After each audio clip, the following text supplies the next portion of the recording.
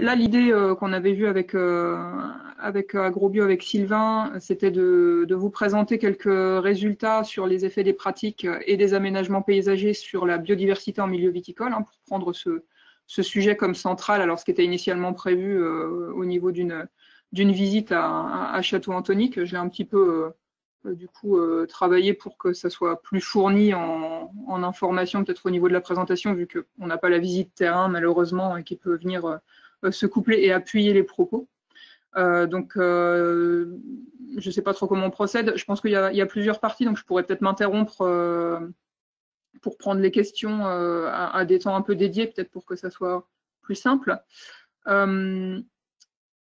Pour commencer, alors du coup, voilà. Alors, pour dire juste quelques petits mots complémentaires sur la cellule Vitinov, donc effectivement, nous, on est chargé de faire le transfert entre nos établissements d'adossement qui sont donc l'Institut des sciences de la vigne et du vin et Bordeaux Sciences Agro, donc qui concentrent pas mal d'activités de recherche et d'enseignement en viticulture.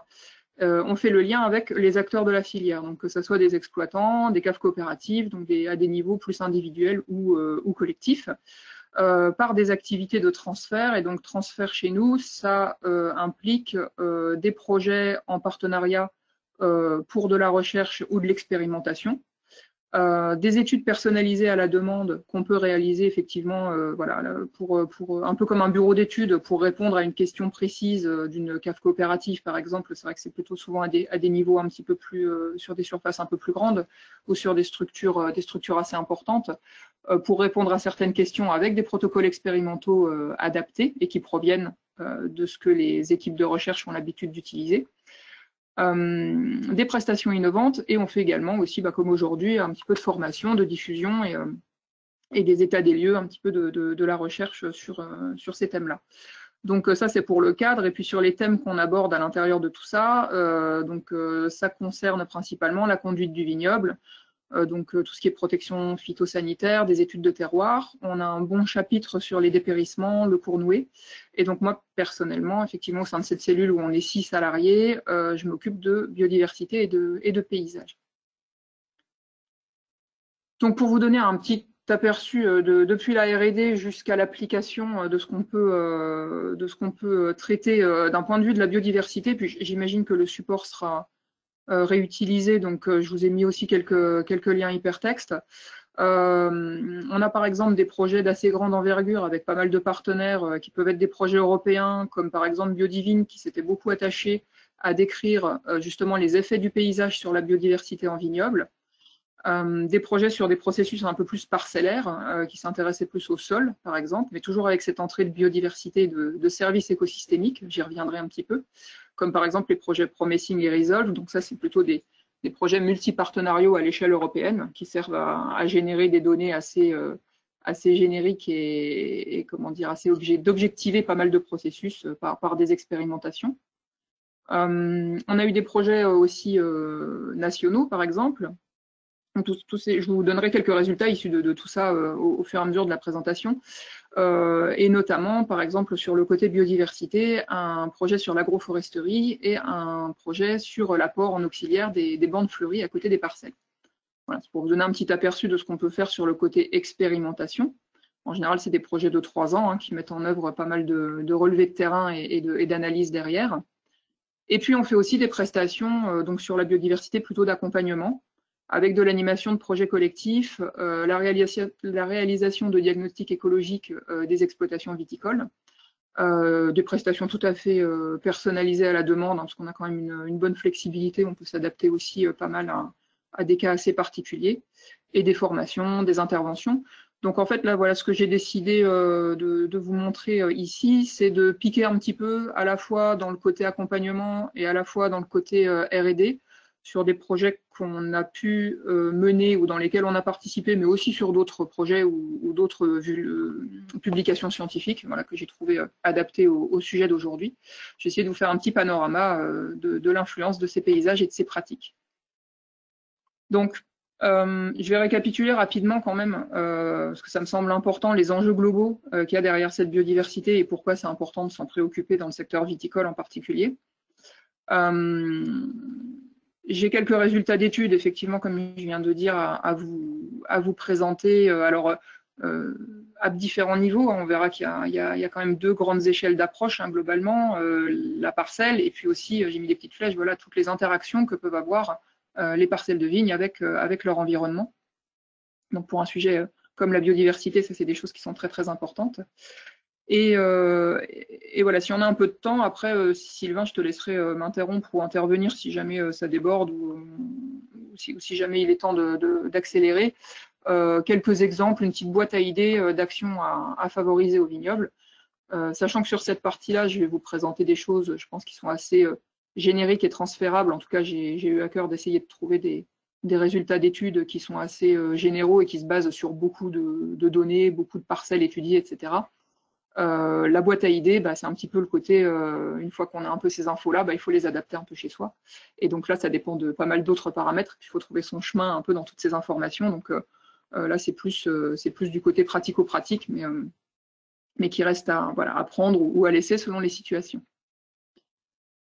Alors, si on commence par les enjeux qui sont identifiés autour de la biodiversité, en partant du global et en se focalisant après un peu plus sur le côté viticole, aujourd'hui, on est quand même, il y a un consensus scientifique assez important sur le fait que la biodiversité est en déclin très important. Il y a eu plusieurs synthèses à l'échelle mondiale qui ont rassemblé des centaines de scientifiques et de corps plutôt politiques, d'acteurs des territoires qui sont notamment, alors j'ai mis les liens du coup sur le Millennium Ecosystem Assessment qui date quand même de 2005, donc ça c'est quand même un document qui a fait référence parce qu'il a introduit pas mal de notions sur l'intérêt de la biodiversité pour le bien-être aussi des populations humaines. Donc ça c'est un document qui a fait référence, et puis il y a eu plus récemment une synthèse de l'IPBES que le grand public connaît peut-être un petit peu moins bien que le GIEC. Donc le GIEC pour le climat, donc c'est une plateforme intergouvernementale qui rassemble scientifiques et décideurs sur le climat. L'IPBES, en fait, c'est l'équivalent pour la biodiversité. Donc alors à 15 ans d'écart quasiment, on a les mêmes drivers, les mêmes paramètres qui sont identifiés pour expliquer le déclin de cette biodiversité. Les changements d'usage des terres et principalement sur nos latitudes, l'intensification de l'agriculture et l'urbanisation, et les pollutions. Et donc j'ai surligné pollution avec cette première, parce que ça va un petit peu dans le contexte agricole, avec l'intensification des pratiques également, évidemment, puisque ça peut toucher en termes de pollution diffuse, voire même ponctuelle, tout ce qui a trait aux pratiques phytosanitaires. Le changement climatique est également identifié comme un paramètre qui influence cette biodiversité dans le sens négatif. Et dans la synthèse de l'IPBES, il y a un chapitre qui fait également le lien entre finalement les paramètres de la croissance économique en lien avec les ponctions sur les ressources et la dégradation de l'environnement. Donc, ce qu'on peut en retenir pour le côté agricole, c'est principalement cette question de changement d'usage des terres et de qualité intrinsèque des milieux et des parcelles agricoles, avec ces histoires de pollution et d'utilisation de phyto. Pour vous illustrer un petit peu ça, alors ça c'est un petit peu vieux comme schéma, mais je le trouve tellement parlant que je vous le présente là. Ça c'est la juridiction de Saint-Émilion, alors qui est un peu le reflet aussi de pas mal d'aires d'appellation d'origine, hein, donc ça c'est un petit peu les mêmes tendances qu'on peut trouver sur beaucoup d'autres terrains viticoles.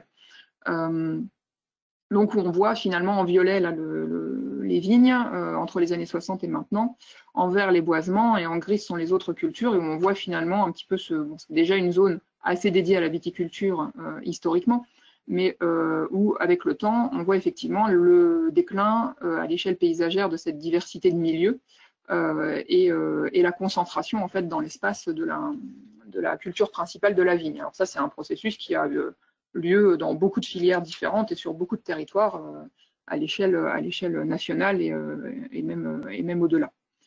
Donc ça c'est effectivement pour illustrer ce côté de déclin de la biodiversité. Alors là on était censé se retrouver du côté de Moulis, alors j'ai pris juste une petite capture d'écran du géoportail qui fait le lien en fait qui met en parallèle des photographies aériennes historiques et actuelles, et où on voit finalement même que alors là c'est aussi dans les années 60, et où on voit également finalement le côté urbanisation, ici, là, donc changement d'usage des terres au profit de l'urbanisation, et les teintes de gris laissent penser qu'il y a des cultures un peu différentes qui s'intercalent avant, et donc qui s'homogénisent un petit peu sur les zones qui sont cultivées. Après, il y a effectivement aussi des zones qui passent d'un état exploité à un état où on regagne finalement des terrains plutôt en termes de forêt, etc. Mais ce qui est intéressant, c'est de voir que finalement, dans l'espace, souvent, on a quand même sur les zones agricoles une spécialisation dans l'agricole et moins d'intercalage, je dirais, entre les milieux sur une même zone géographique. Donc, je vous invite à aller voir sur le géoportail pour avoir un petit peu les historiques des zones sur lesquelles vous avez une emprise ou sur lesquelles vous pratiquez. C'est toujours intéressant d'avoir une petite analyse de ce côté-là. Donc ça, c'était pour le côté simplification des paysages, et pour illustrer plutôt le côté déclin des espèces. Alors, ça se répercute effectivement sur des différents types de taxons. Donc des taxons, c'est des groupes d'espèces, des familles, et qui permettent d'avoir une sorte de thermomètre un petit peu pour ces questions de biodiversité. Alors toutes les espèces ne sont pas suivies avec assiduité depuis la nuit des temps.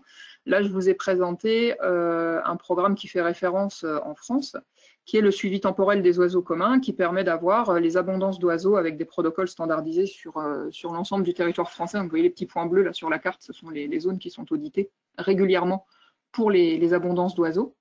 Et donc là, on est bien en train de parler d'abondance, donc du nombre d'individus sur des oiseaux communs, comme leur nom l'indique, donc pas forcément sur des espèces à enjeu et des espèces qui bénéficient de statut de protection. Donc c'est vraiment les petits passereaux habituels qu'on a l'habitude de croiser.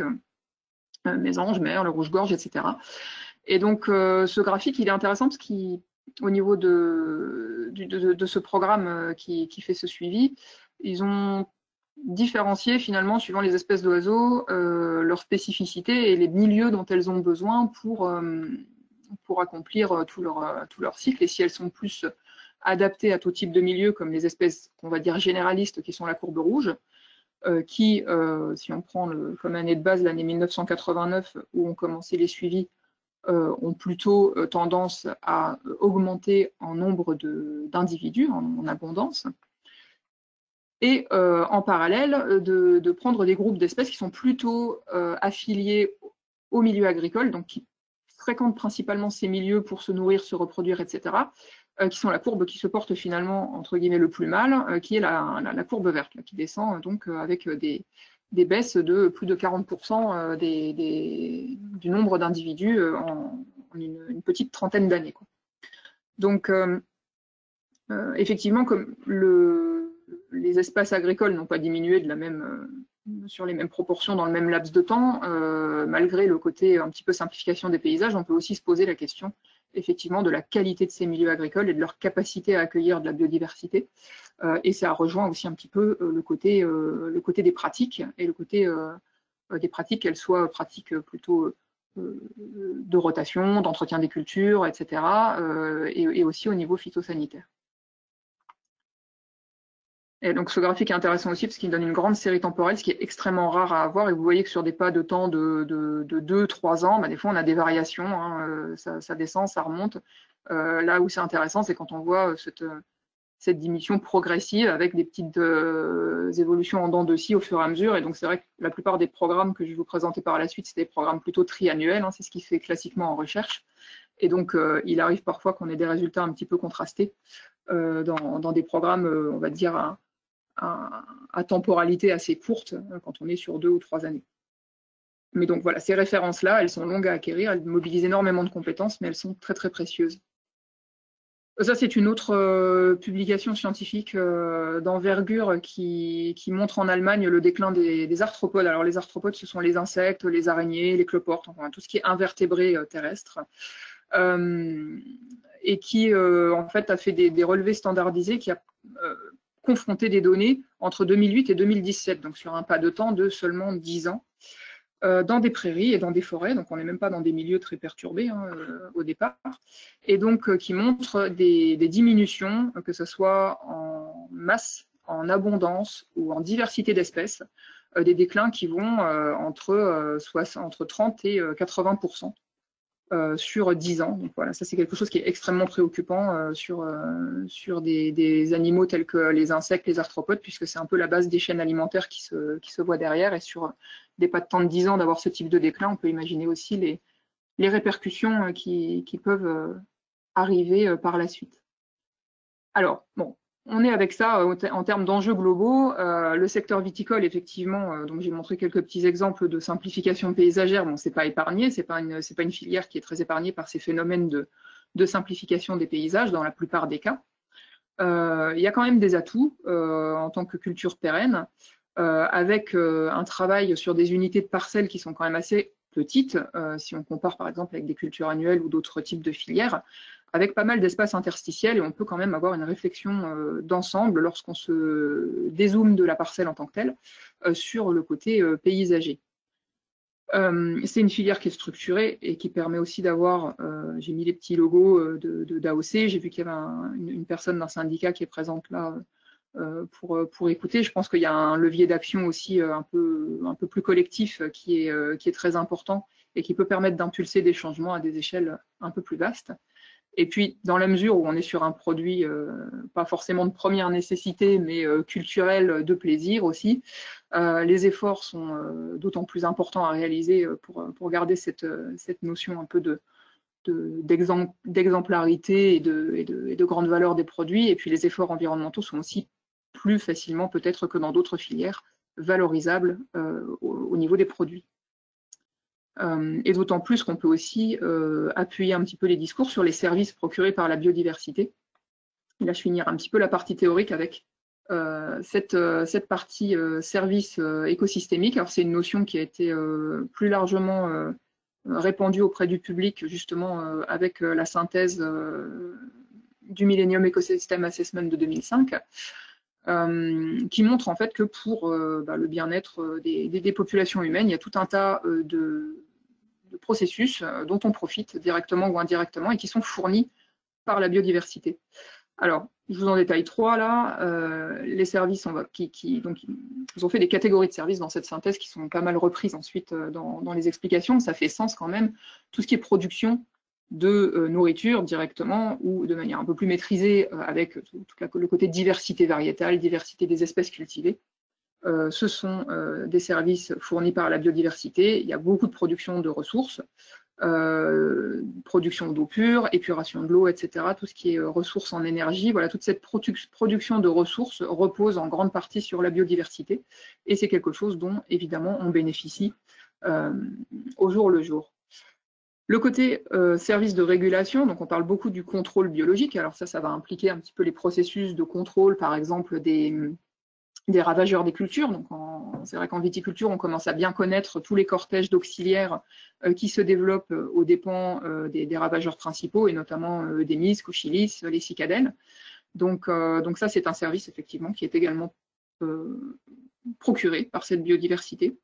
Puis il y a des choses un petit peu moins tangibles au jour le jour, qui est par exemple la régulation du climat, ou le côté un petit peu tampon climatique qui peut être observé parfois dans certains cas aussi, même sur des aménagements parcellaires. Et c'est vrai qu'en agroforesterie, c'est un paramètre qui est intéressant à évaluer également.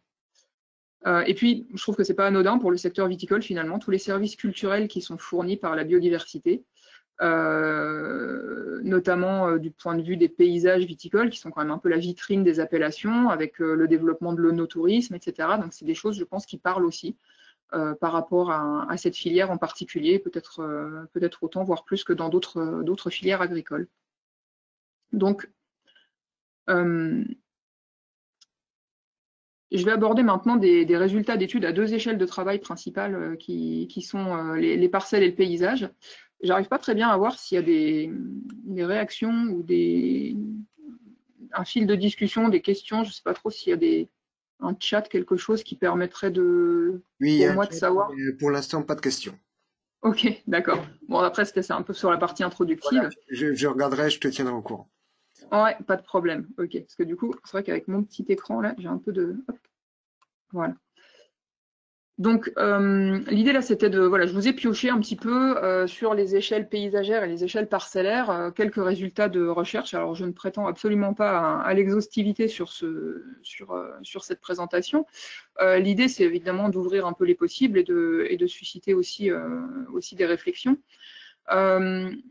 Si je vais m'attacher principalement à quelques résultats de travaux de recherche à l'échelle de la parcelle viticole dans un premier temps, sachant que ces projets s'attachent la plupart du temps à décrire justement l'influence de pratiques, que ce soit des pratiques phytosanitaires, des pratiques d'entretien du sol, hein, qui sont aussi toute la biodiversité qui est hébergée sous nos pieds est également un énorme chantier à décrypter pour les chercheurs. Et donc, il y a plein de processus qui sont en jeu et qui sont extrêmement complexes. Donc, je vais essayer de vous montrer quelques morceaux choisis par rapport à ça. Et puis, on passera à l'échelle paysagère juste après. Et donc, à la fin, j'aurai un petit chapitre sur des exemples d'actions, encore une fois non exhaustifs, mais qu'on pourrait aborder. On est en petit comité, on peut en profiter. Alors, d'un point de vue de la recherche, j'ai pris quelques résultats de travaux qui visaient à confronter des indices de biodiversité ou d'abondance de ravageurs, c'est un petit peu lié aussi effectivement, suivant différentes catégories de pratiques. Donc là, par exemple, vous avez un résultat qui a été produit par l'INRA de Bordeaux sur les abondances, par exemple, de Eudémis cochilis, donc les vers de la grappe, en fonction, par exemple, de la couverture du sol. Donc le fait que les parcelles soient enherbées ou non. Et donc, ce qui est constaté dans ces travaux, et alors, en général, j'ai essayé de vous trouver des travaux qui sont aussi représentatifs d'autres types qui ont des résultats qui sont concordants avec la plupart des travaux qui sont actuellement réalisés. Bon, il n'est pas rare que sur un certain nombre de travaux, il y en ait une petite partie qui est aussi des résultats contradictoires, mais c'est un petit peu ça aussi ce qui est passionnant avec la biodiversité. En tout cas, là, le côté mesure des populations d'eudémis sur la première et la deuxième génération en fonction du fait que la parcelle soit enherbée ou non, montre par exemple, dans ce cas de figure-là, qu'on a des populations moins importantes dans les parcelles qui sont enherbées. Alors derrière, on peut avoir différents niveaux d'interprétation sur des potentielles régulations biologiques ou des effets plus directs en fait de rendre le milieu un petit peu moins hospitalier aussi pour le ravageur du fait de la présence d'un enherbement. En général, c'est vrai que les parcelles, dans d'autres travaux, on a pu faire des comparaisons aussi, par exemple, sur les parcelles biolivines, et c'est vrai que souvent le facteur enherbement est un facteur qui est plutôt en faveur d'une biodiversité plus importante. Et sur cette étude, on voit par exemple que ça peut se répercuter sur les populations, ou en tout cas que c'est visible aussi sur les populations de ce ravageur qu'est Eudémis. D'autres travaux un peu plus lointains, pas trop quand même, hein, sur des vignobles autour de la Méditerranée, donc pas tout à fait les mêmes conditions de climat, qui visaient à évaluer les abondances et les richesses en arachnides. Alors c'est toute la grande famille qui regroupe notamment les araignées, en fonction de l'itinéraire, qu'il soit classé sous les règles de l'agriculture bio ou plutôt en conventionnel. Donc là, on voit par exemple dans cette publication-là, toujours sur le sujet aussi de l'enherbement et des pratiques plutôt phyto, qu'on a on va dire plus d'abondance et de richesse sur cette catégorie-là d'individus, donc tout ce qui est araignées arachnides, dans la partie bio, en fait, donc qui est plus favorable à des populations élevées d'arachnides. Et également, on voit que en fonction du pourcentage de sol qui est couvert avec une couverture végétale, on a aussi une petite tendance plutôt en faveur, si on parle des araignées, en faveur des parcelles qui sont enherbées. Donc finalement, on a un effet positif de l'enherbement et du fait d'être en circuit itinéraire phyto AB sur ces abondances d'araignées, qui sont, pour la petite histoire, toutes prédatrices. Là, il n'y a pas de différence entre les espèces d'araignées, elles sont toutes capables de prédater d'autres organismes, et notamment aussi des ravageurs de la vigne, puisqu'il y a des travaux assez récents au niveau de l'INRA qui font des recherches en fait, d'ADN des ravageurs dans l'estomac en fait, de certains prédateurs, et qui montrent effectivement que dans les arachnides, il y a des cas de figure où on peut voir de la consommation directe de, par exemple, Demis cochilis. Notamment pour les opilions, il me semble. Oui, notamment pour les opilions, tout à fait.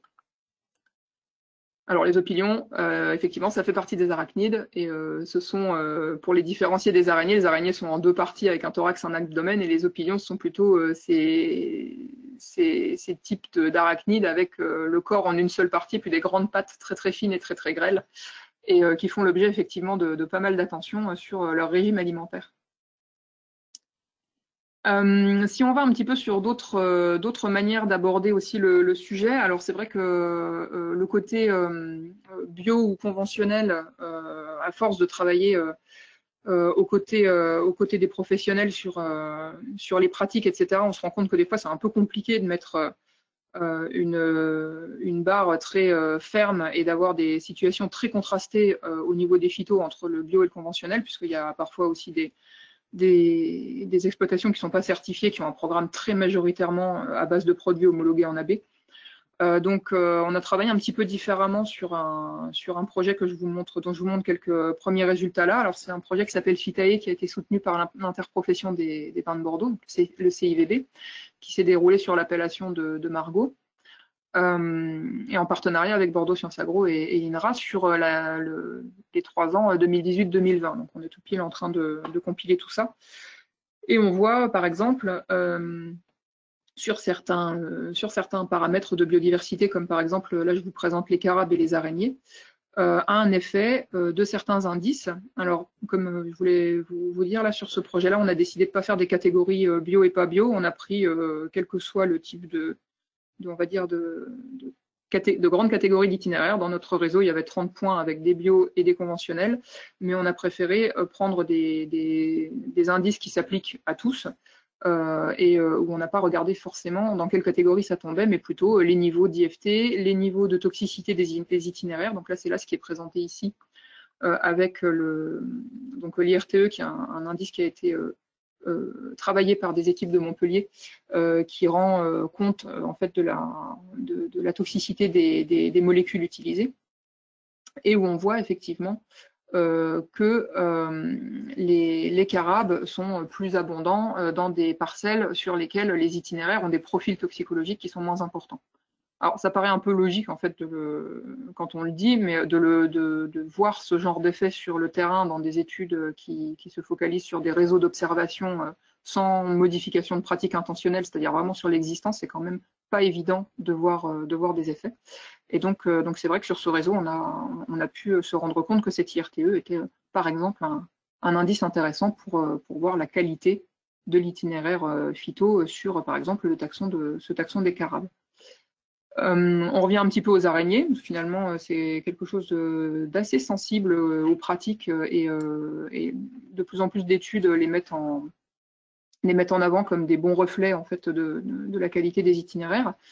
On a aussi sur ce projet Phytae une richesse en araignées qui décline quand on atteint des concentrations de cuivre, par exemple, dans les sols des parcelles qu'on a auditées qui sont importantes, ou en fonction des méthodes de travail du sol.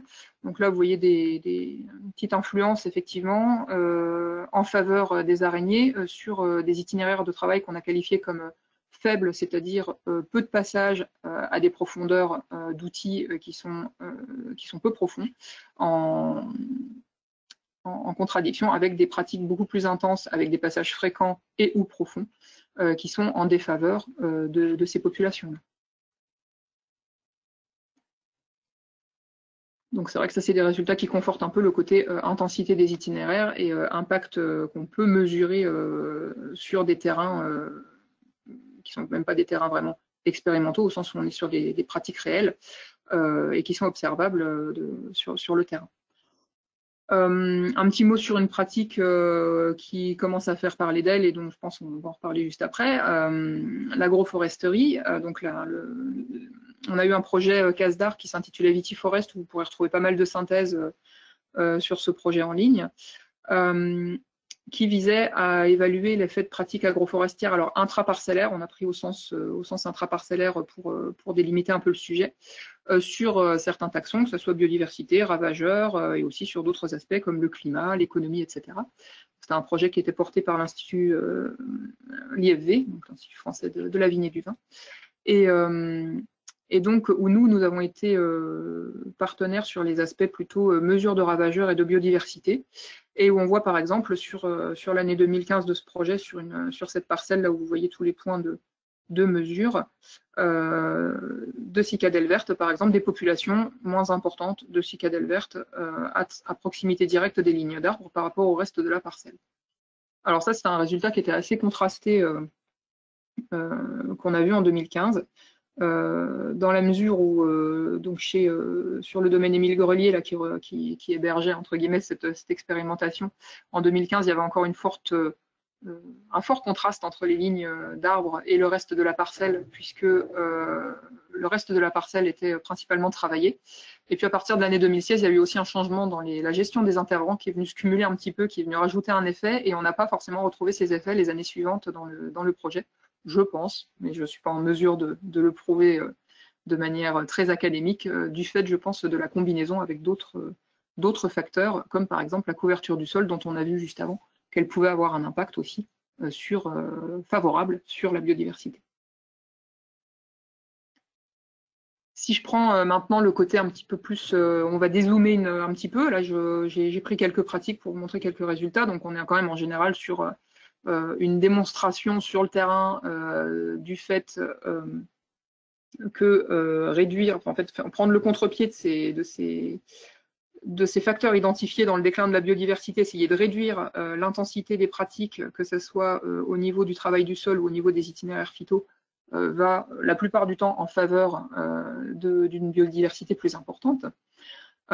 Si on dézoome un peu et qu'on regarde l'influence, non plus des pratiques forcément, mais de la composition paysagère sur la biodiversité et sur les services rendus, en termes de recherche, je peux vous donner quelques résultats donc, sur lesquels on a travaillé à Vitinov ou d'autres résultats. Donc, voilà, pour ce qui nous concerne d'un petit peu plus près, on a été effectivement partenaire dans ce grand projet Life Plus Biodivine, qui était un projet européen, et où on a audité, on va dire, la biodiversité des insectes dans 25 parcelles par appellation sur 7 appellations en France, en Espagne et au Portugal.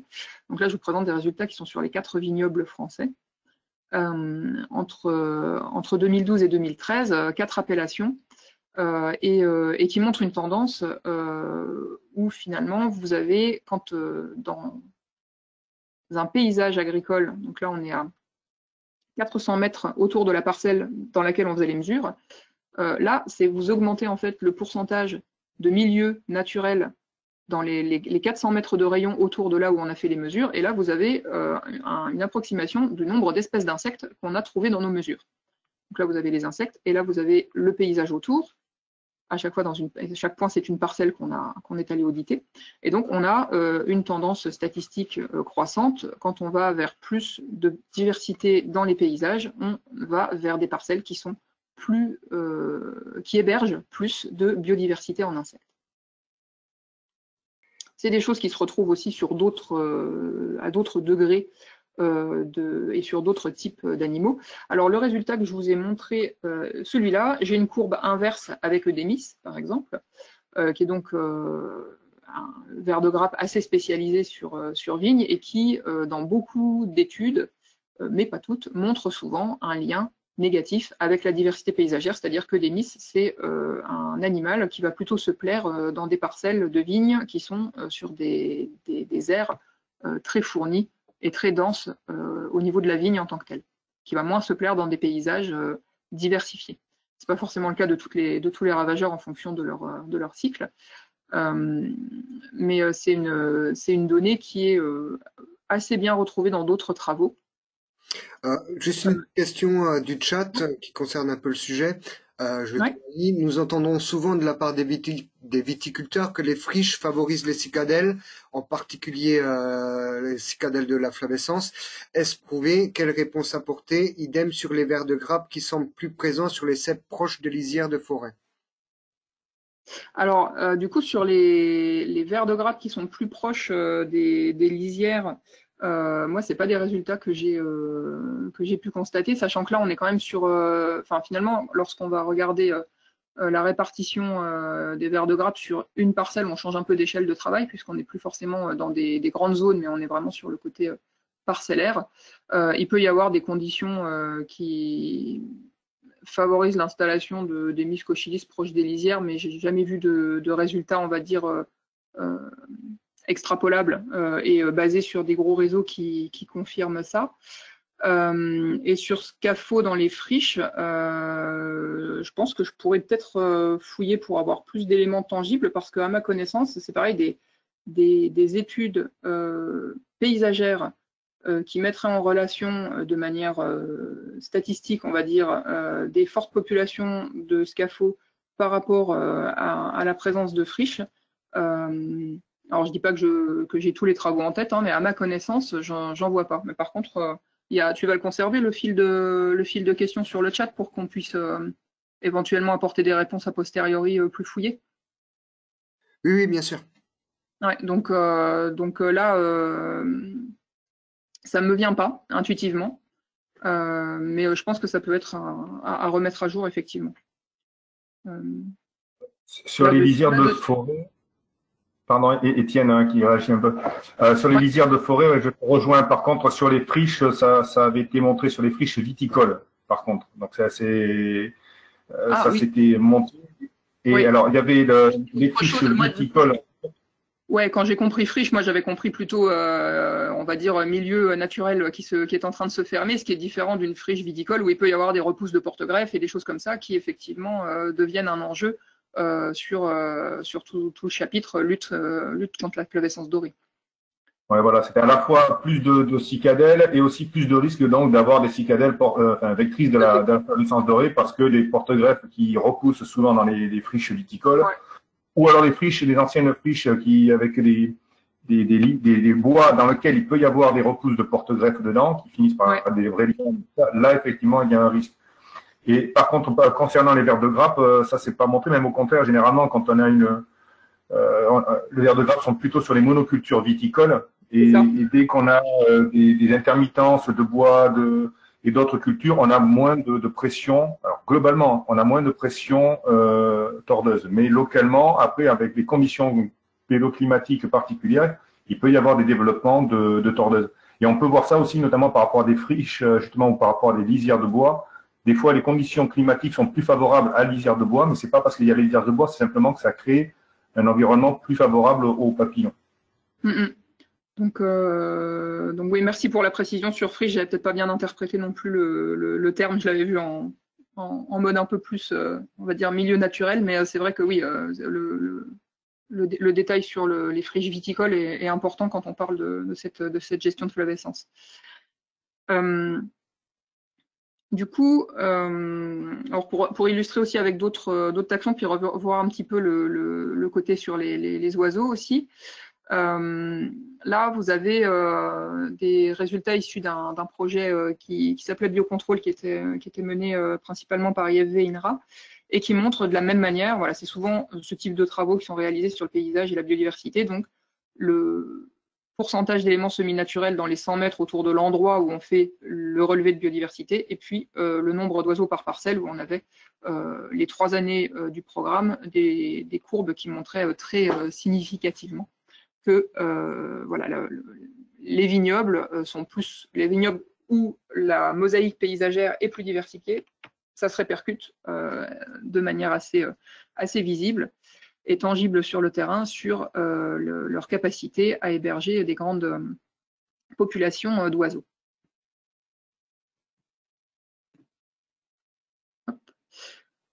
Exactement le même type de résultat issu un petit peu plus proche donc sur l'AOC Margaux, avec qu'on accompagne plutôt sur le côté opérationnel, mais sur laquelle on avait décidé avec le syndicat de faire des relevés de biodiversité qui concernaient plusieurs taxons, et où on voit exactement de la même manière, finalement.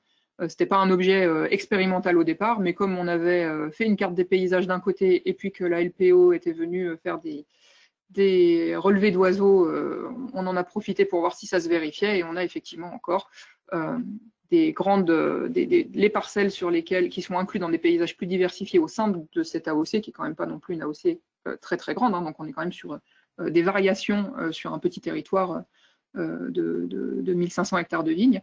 On voit quand même la différence entre les parcelles qui étaient environnées par beaucoup plus de boisement et celles qui étaient sur les gros plateaux à dominance vigne. Donc aujourd'hui, l'idée des projets de recherche, c'est un petit peu de coupler, parce que je vous ai montré des choses un petit peu plus anciennes, mais qui permettent aussi de voir séparément les deux types d'effets, entre les pratiques à la parcelle et puis le niveau supérieur du paysage.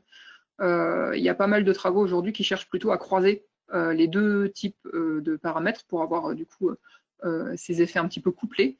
Là, par contre, j'ai essayé d'avoir quelque chose d'assez synthétique qui est un petit peu sur toute filière, parce qu'effectivement, ça concerne un peu moins la filière viticole avec le côté fertilisation, mais qui essayait déjà un petit peu à l'époque de coupler le côté paysage et le côté parcelle. Alors là, qui est traduit au niveau de l'intensité dans la parcelle, qui est plutôt traduit par les niveaux de fertilisation. C'était une synthèse de beaucoup de travaux qui se sont focalisés sur d'autres types de cultures et qui, du coup, ont pris comme paramètre d'intensité les apports de fertilisants. Mais où on voit globalement un petit peu toujours la même chose. C'est pour vous dire que c'est des choses qui sont assez intuitives et qui se répètent au fur et à mesure des études, qu'on a souvent, effectivement, un effet visible de cette action au niveau du paysage sur la diversité des organismes qu'on mesure. Alors ici, vous avez des oiseaux. Ici, vous avez même l'effet botanique. Donc, finalement, les plantes qu'on va retrouver dans des parcelles dépendent aussi, finalement, les compositions de plantes qu'on va retrouver à l'intérieur d'une parcelle dépendent aussi de l'environnement paysager de cette dernière. Ici, vous avez les punaises. Voilà. Il y a beaucoup d'études qui prennent un peu comme problématique et comme hypothèse cette manière de travailler là, et qui aboutissent globalement à des résultats similaires. Donc, après, j'ai essayé de voir s'il y avait justement un petit peu des grandes lignes à tirer de tout ça, parce que bon, je vous ai montré des résultats qui étaient assez démonstratifs. Il arrive de temps en temps, effectivement, qu'il y ait une étude qui montre pas d'effet ou un effet inverse à ce que je viens de vous raconter. L'idée, là, c'est que j'ai regardé aussi des synthèses un petit peu plus globales, et notamment celle de l'INRA sur agriculture et biodiversité, qui montre, par exemple, qui nous dit que sur beaucoup de travaux qui ont été évalués, dans 8 cas sur 10, quand on agit à l'échelle paysagère avec des mesures de restauration écologique, on a un effet favorable sur les communautés d'auxiliaires. Donc, dans 8 travaux scientifiques sur 10, on arrive à montrer ça. Dans 6 cas sur 10, on a un effet défavorable consécutif sur les ravageurs. Donc, peut-être un effet effectivement de régulation et des services écosystémiques qui sont favorisés. Et pour revenir un petit peu aux fondamentaux, alors je vous ai pas fait tout le cours un petit peu sur la vie et l'œuvre des ravageurs et des auxiliaires en viticulture, mais ça se répercute un petit peu sur le côté viticole. On a globalement 9 auxiliaires sur 10 dont on sait qu'ils ont besoin de milieux non cultivés à un moment de leur cycle biologique, alors que seulement un ravageur sur 2 est dans ce cas de figure. Donc en général, quand on va aller diversifier les paysages, on a plutôt une balance, on va dire, en faveur des auxiliaires, même s'il peut arriver effectivement qu'on ait des résultats pas forcément à la hauteur des espérances ou un petit peu contradictoires. On va dire que la tendance globale, elle est quand même bien dessinée. Une petite question du chat de Victor Moreau, Château-Cormeilles-Figeac. A-t-on une idée de la distance nécessaire entre deux, entre guillemets, réserves de biodiversité, haies, lignes d'arbres, bosquets, pour permettre aux insectes d'aller jusqu'au cœur de la parcelle? Alors, il y a une diapo que je vous ai pas mise, mais qui aurait pu répondre à cette question. Je l'ai enlevée parce que je me suis dit que j'allait être trop longue. Enfin, j'ai un peu élagué en fait au bout d'un moment. Je sais même pas quelle heure il est. Là, tu me diras Sylvain si ça va pas. Alors, pour répondre à Victor, on a fait une étude sur un cas de figure assez royal pour ça, qui était la colline de Corton. Alors, je ne sais pas si vous voyez les vignobles en Bourgogne, comment ils sont configurés. Souvent, vous avez les hauts de plateau qui sont donc très fortement boisés, avec des hauts de collines qui sont boisés, et puis ensuite tout le versant de la colline qui est exclusivement dédié aux parcelles de vignes. Alors là, on était effectivement en côte de Beaune, côte de Nuit, et où on a mis des pièges à insectes à différentes distances de notre source. On avait fait l'hypothèse que la forêt allait être source de biodiversité plus que les parcelles de vignes, et où on voit effectivement sur les 50-100 premiers mètres une diminution assez drastique des quantités d'insectes qu'on a collectées dans les pièges. Donc, s'il y avait une distance à donner par rapport à une étude, après je pense qu'il y a d'autres études qui pourraient venir compléter, puis ça dépend aussi beaucoup de la capacité de déplacement des insectes qu'on va étudier. Enfin voilà, il y a des bêtes qui ont des capacités de déplacement très importantes et d'autres beaucoup moins. On va dire sur une étude très généraliste on avait mis des pièges qui sélectionnaient quasiment pas ce qu'on allait attraper, donc on a vraiment fait un comptage un peu de tout ce qu'on pouvait attraper avec ces systèmes de piégeage non sélectifs. On avait une chute sur les 50-100 premiers mètres. Et ensuite, après, on arrivait au niveau stable de biodiversité du vignoble qui variait plus beaucoup, qu'on soit à 100 mètres ou à 500 mètres. Quoi. Voilà pour la réponse à la question. Je ne sais pas si c'est complet. Je n'ai pas de réaction, je vais continuer. Oui, bonjour. Je peux... Ah, pardon. Allez-y. Je voulais juste compléter ce que dit Josepha. Dans la pratique que nous avons, on est parti de diverses informations qu'on a compilées d'après nos observations et chez certains conseils. Et on est parti d'un raisonnement qui est de dire qu'on essaie d'avoir une installation agroécologique à une distance maximum de 30 mètres de chaque pied de vigne. Et pourquoi 30 mètres? Parce que à 30 mètres, on est encore loin du minimum en termes de biodiversité et toutes sortes de connexions sont encore possibles ou quasiment possibles.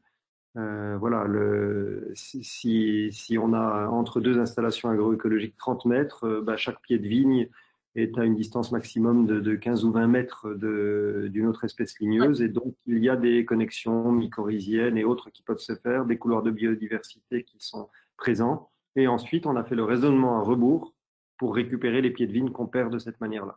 Et ça, c'est une autre histoire, on en parlera tout à l'heure. Ouais, ok. Donc effectivement, après, ça n'empêche pas de faire plus.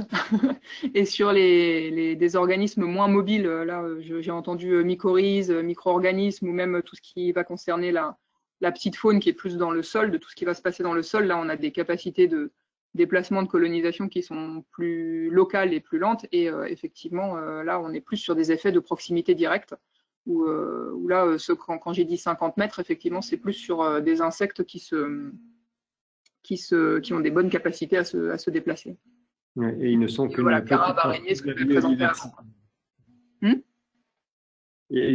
les insectes ne sont qu'une petite partie de la biodiversité.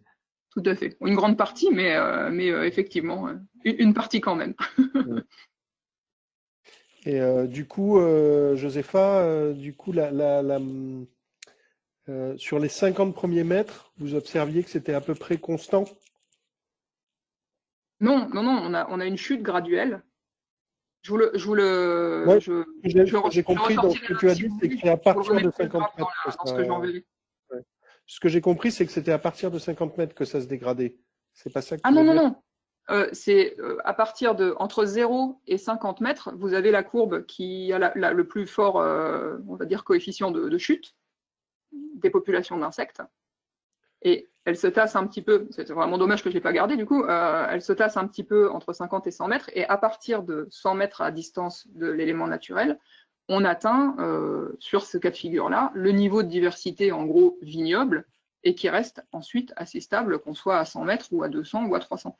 Mais on a le plus fort niveau de diversité à la lisière de forêt, effectivement, et il chute sur les 50 premiers mètres. C'est clair ce que je... Ok, compris. Ouais, c'est bon, ok. Je pense que je vous remettrai les graphes dans ce qu'on enverra, dans le support qu'on enverra, comme ça vous l'aurez illustré. Alors, après, voilà, pour finir sur une petite... alors, voilà, je pense, après, ça va être aussi... L'idée, ça va être de discuter autour de la présentation Jean-Baptiste et Château-Antonique sur un cas concret.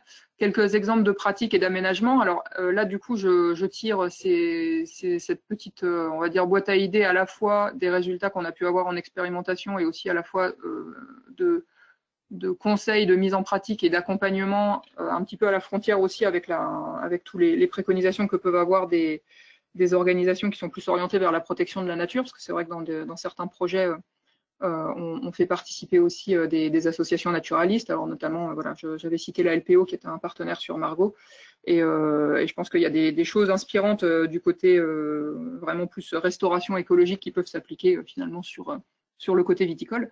Donc là, ce que je vais vous présenter, c'est peut-être aussi un petit peu pour réagir et discuter de ce qui est faisable, mettable en pratique ou pas. Bon, toujours est-il que vu, on va dire un peu la concordance quand même très globale des résultats qui montrent l'influence des pratiques et de la composition paysagère sur la biodiversité, il y a quand même 3 chantiers principaux qui me semblent importants de mettre en œuvre. Entamer ou poursuivre, parce qu'on ne peut pas dire que la filière est inerte sur ce point-là, donc évidemment les démarches de réduction des phytos, ça c'est quelque chose de fondamental. C'était un sujet qui n'était pas forcément relié à la biodiversité initialement, mais qui trouve tout son sens dans ce cadre-là également. La réflexion sur des itinéraires d'entretien du sol aussi qui sont moins impactants, puisque c'est vrai que toutes les problématiques sol sont encore assez peu, en tout cas, abordées et bien, voilà, on n'a pas fini de boucler tout ce qui se passe à ce niveau-là, au niveau recherche académique. Et donc les professionnels avancent en parallèle aussi sur de l'innovation ou du retour à des pratiques aussi un petit peu différentes à ce niveau-là.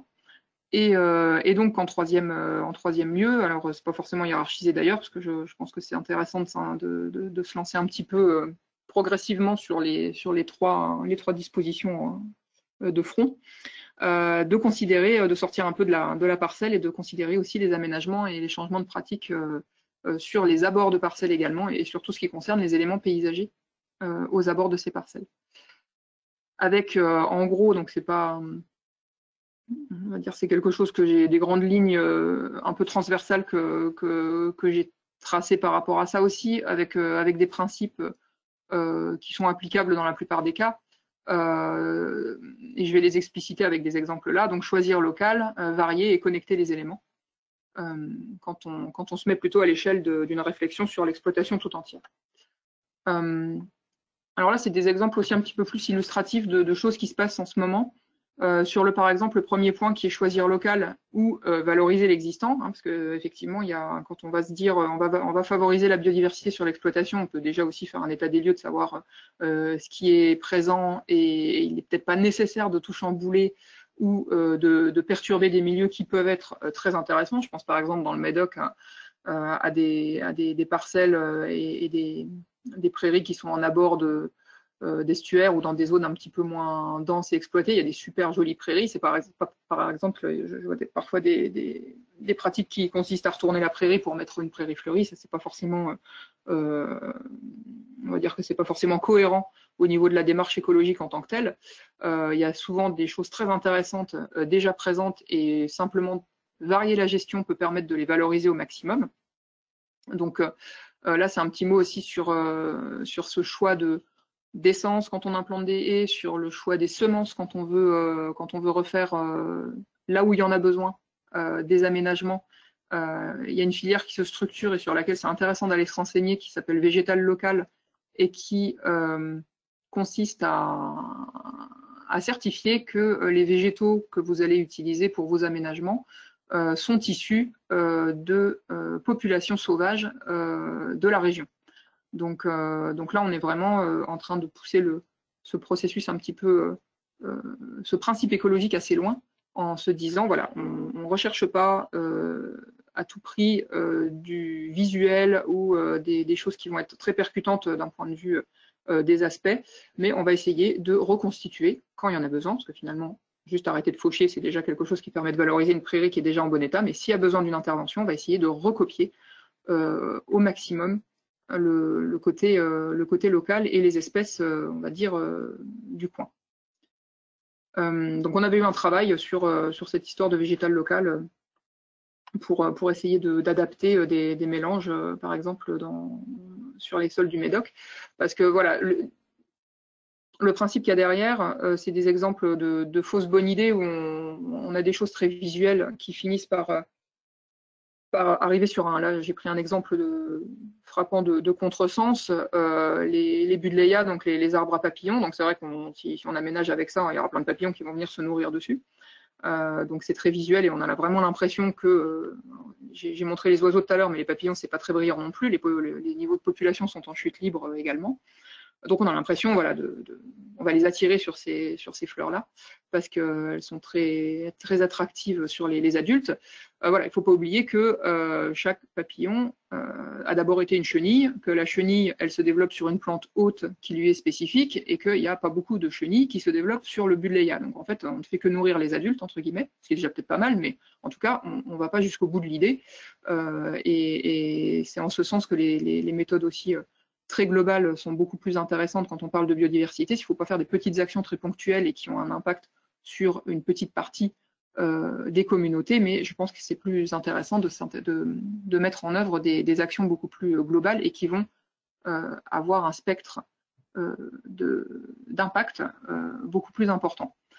Et voilà. Et pour finir de clore le truc sur ce buddleia qui était vraiment un bon exemple de fausse bonne idée, ça attire les papillons, mais aujourd'hui c'est une plante qui est listée invasive en Nouvelle-Aquitaine, et cette idée derrière végétal local, c'est d'éviter aussi que des plantes qu'on déracine entre guillemets de leur milieu d'origine, aussi jolies soient-elles et aussi attractives pour les papillons soient-elles, deviennent à terme des plantes qui posent des problèmes et qui créent des déséquilibres écologiques d'un autre côté. Donc voilà un petit peu pour le côté choisir local et le petit argumentaire qui est derrière. Alors, j'ai pas de travaux où j'ai vraiment comparé, par exemple, des populations d'auxiliaires suivant qu'on a des mélanges locaux ou des mélanges exotiques. Ça, c'est des degrés de nuances, on va dire, qu'on n'a pas eu encore l'occasion d'aborder, mais qui sont quand même des sujets qu'on garde dans les cartons. Après, sur le principe de base, je pense que ça se tient, et en tout cas, dans le milieu de la protection de la nature, ce label pour les renaturations d'environnement est assez plébiscité. La deuxième chose que je voulais aborder, c'était de varier. Alors, de varier sur 4 aspects. Donc, sur la composition, donc vraiment ce qu'on va mettre comme essence, comme espèce. Donc, c'est y avoir une variété de composition dans ce qu'on va mettre en place comme aménagement. La forme est dans l'espace et dans le temps. Donc en fait, l'idée principale, c'est qu'à tout moment de l'année, quand on se dit est-ce que j'ai sur mon exploitation des ressources disponibles pour la biodiversité, il faut qu'il y en ait à tout moment, en fait, un petit peu plus ou moins. Donc l'idée, c'est de varier les espèces pour qu'on ait des espèces à floraison ou à production, fructification plus précoce, plus tardive. Donc là, voilà, on va avoir un spectre d'approvisionnement, entre guillemets, pour toutes les espèces qui se développent dessus qui sera plus important. Et puis le côté structure végétale aussi, avec le respect et essayer d'avoir sur l'exploitation, peut-être pas tout au même endroit, mais en tout cas d'avoir des endroits qui respectent la présence d'une strate herbacée, buissonnante, arbustive et arborée. Voilà, ça c'est quelque chose. Quand elles sont combinées entre elles sur un même endroit, c'est encore plus intéressant, mais sinon, voilà, on peut considérer d'avoir sur l'exploitation des linéaires d'arbres qu'on va laisser en auget et qui seront plus développés, qui permettront d'accueillir d'autres types d'espèces que par exemple des haies buissonnantes. Donc, voilà, on peut essayer de varier sur ce plan-là. Je pense que ça, c'est des choses qui sont aussi des principes un peu fondamentaux qui sont utiles à garder en tête. Par exemple, voilà, un profil idéal, entre guillemets, d'une lisière d'un bosquet, c'est ce type de graduation-là, avec la strate herbacée ici, strate buissonnante sur quelques mètres, et puis ensuite la strate arborée avec des arbres d'un peuplement un petit peu plus uniforme et sur des âges plus égaux, qui permet de créer ce qu'on va appeler des niches écologiques, en théorie écologique, de permettre d'accueillir différents types d'organismes. Alors ça se montre bien sur les oiseaux, par exemple, ceux qui vont préférer nicher, fréquenter les strates un peu plus dégagées, on va dire, ceux qui vont se plaire dans des buissons un peu plus denses, et puis ceux qui vont vraiment être au cœur de forêt et qui vont préférer les peuplements bien évolués. Donc après, si on arrive à recréer ces types de gradients-là et d'éviter des transitions très brutes, alors où là on combine un double aspect négatif sur cet exemple qui est barré en rouge, alors il y a plusieurs aspects négatifs. Là, il n'y a qu'une seule espèce dans la haie, c'est une espèce qui est plutôt à vocation pousse rapide, alors ça doit être du thuya ou du cyprès, quelque chose comme ça, qui forme un mur végétal et où là on a une transition vraiment très très brute avec le reste et qui ne permet pas justement de recréer toute cette diversité de milieux d'accueil. Bon, d'un autre côté, c'est très pratique pour faire une barrière sur, par exemple, les dérives, je ne sais pas ce qu'il y a derrière, s'il y a une maison ou quoi, bon, sachant qu'il y a aussi des essences qui poussent assez rapidement et qui sont beaucoup plus adaptées qu'on peut utiliser aussi à cet effet-là dans les aménagements. Une petite photo de souche pour dire que, bon, peut-être faute de faire avancer les boisements, parce qu'en général, on manque quand même un peu de place dans le secteur. Si on a la maîtrise foncière du boisement, on peut aussi essayer de recréer des irrégularités dans la lisière si on a un peuplement très uniforme en supprimant certains sujets âgés et en recréant aussi une lisière un peu plus sinueuse et avec plusieurs strates de végétation qui se côtoient. Donc voilà, c'est pas complètement anti, voilà, il n'y a pas de grande contradiction à supprimer certains sujets si c'est pour recréer un petit peu de diversité dans les lisières. Puis après, il y a tout le chapitre effectivement sur les champêtres qui peut être déployé avec ces histoires de strates de végétation qu'on peut combiner entre elles sur le même linéaire ou sur des linéaires différents si on prend l'exploitation dans sa globalité. Varier dans le temps aussi, ça va s'appliquer plutôt à tout ce qui est régime de tonte et de fauche, enfin tout ce qui est suppression un peu de l'herbe et d'empêcher l'herbe de pousser. C'est vrai que c'est assez intéressant quand même de garder des couverts ras dans certaines circonstances. Alors l'idée, c'est d'essayer d'imaginer dans quelle mesure on peut essayer de moins impacter ces couverts-là et de les laisser produire tout ce qu'ils ont à produire en termes de biomasse, en termes de fleurs, de graines, de fruits derrière. N'oubliez pas que chaque plante à fleurs produit derrière des fruits et des graines, donc c'est aussi des ressources qui sont disponibles pour la biodiversité. Et là, par exemple, le côté dans l'espace et aussi dans le temps, cette idée pour des vignobles enherbés, de tondre alternativement un rang puis l'autre en laissant un espace de quelques temps, alors idéalement quelques semaines entre la tonte ici et puis la tonte là, permet finalement, quand on se pose cette question de est-ce que j'ai à un instant T toujours des ressources sur mon exploitation, qui respecte ça dans ce cas de figure et qui le respecte moins 2 jours après la tonte, quand la tonte a été faite sur l'ensemble de l'exploitation et sur tous les rangs en même temps. Donc voilà, c'est des principes un peu de gestion différenciée qui s'appliquent aux espaces verts et que je trouve intéressant d'appliquer en viticulture.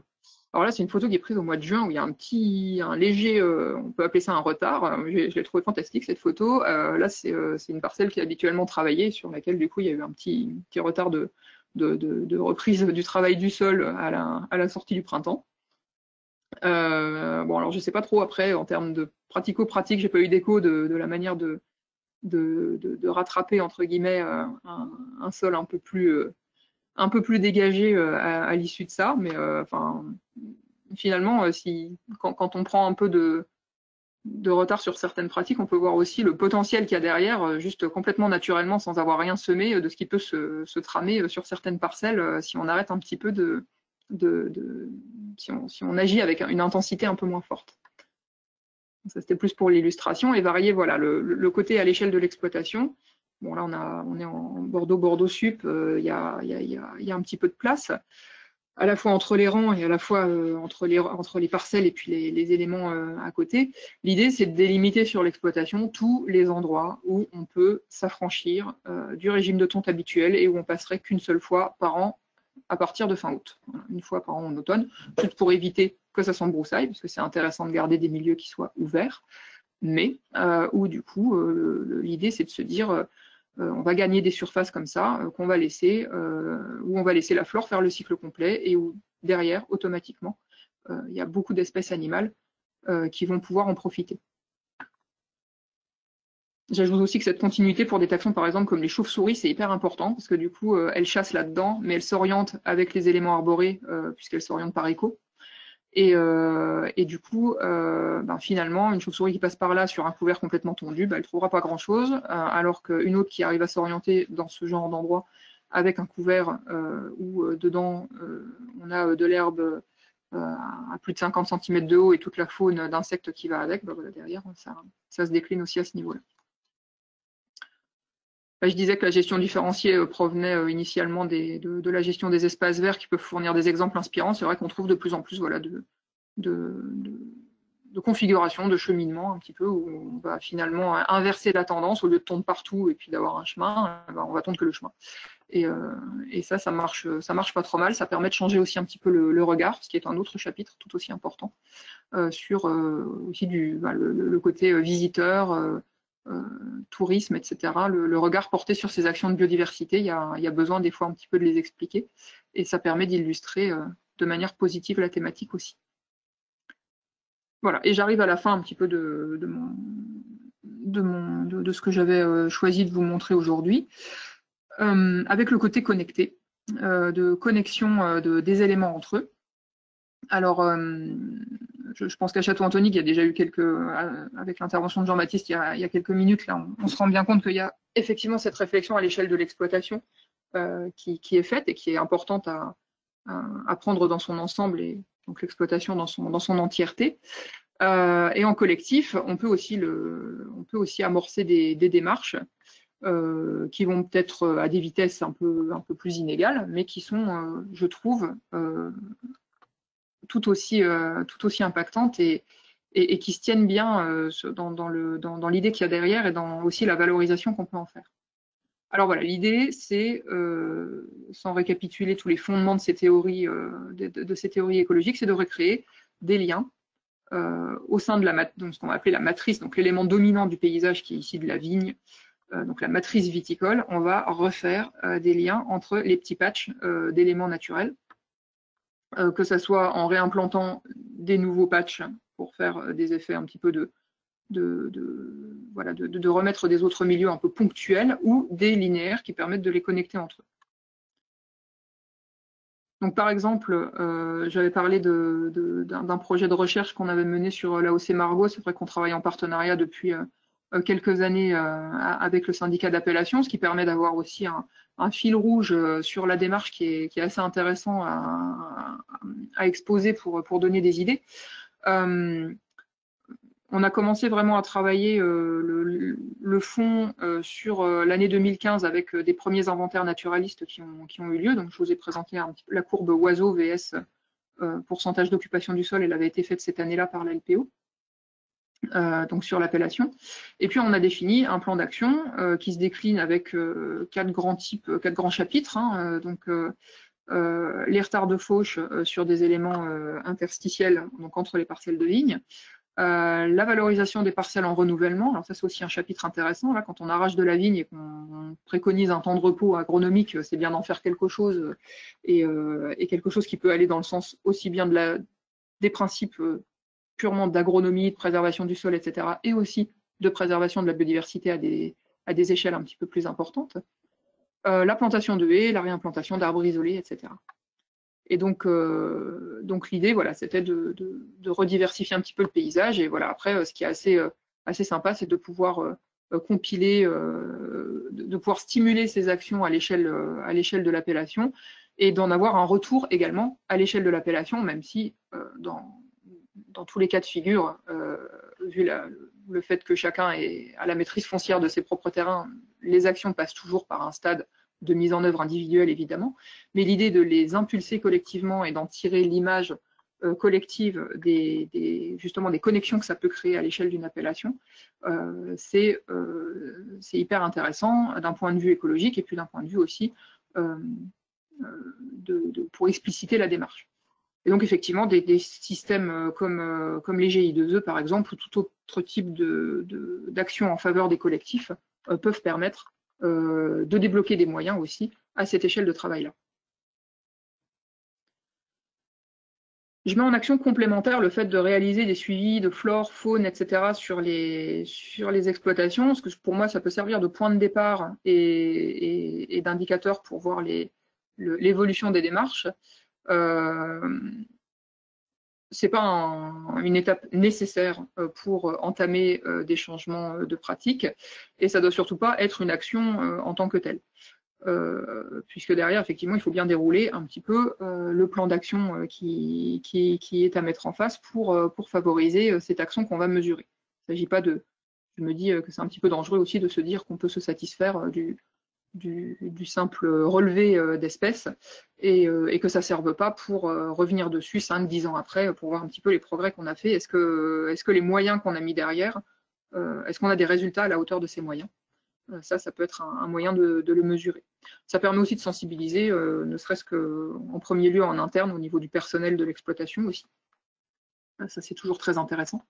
Quand on intervient au sein d'exploitation pour faire des sessions sur la biodiversité et qu'il y a déjà des données qui sont disponibles par un bureau d'études ou une association ou ce genre de choses, c'est vrai que c'est un matériel très précieux pour pouvoir vraiment adapter la formation, la session de sensibilisation du personnel sur ce qui se passe vraiment sur la propriété.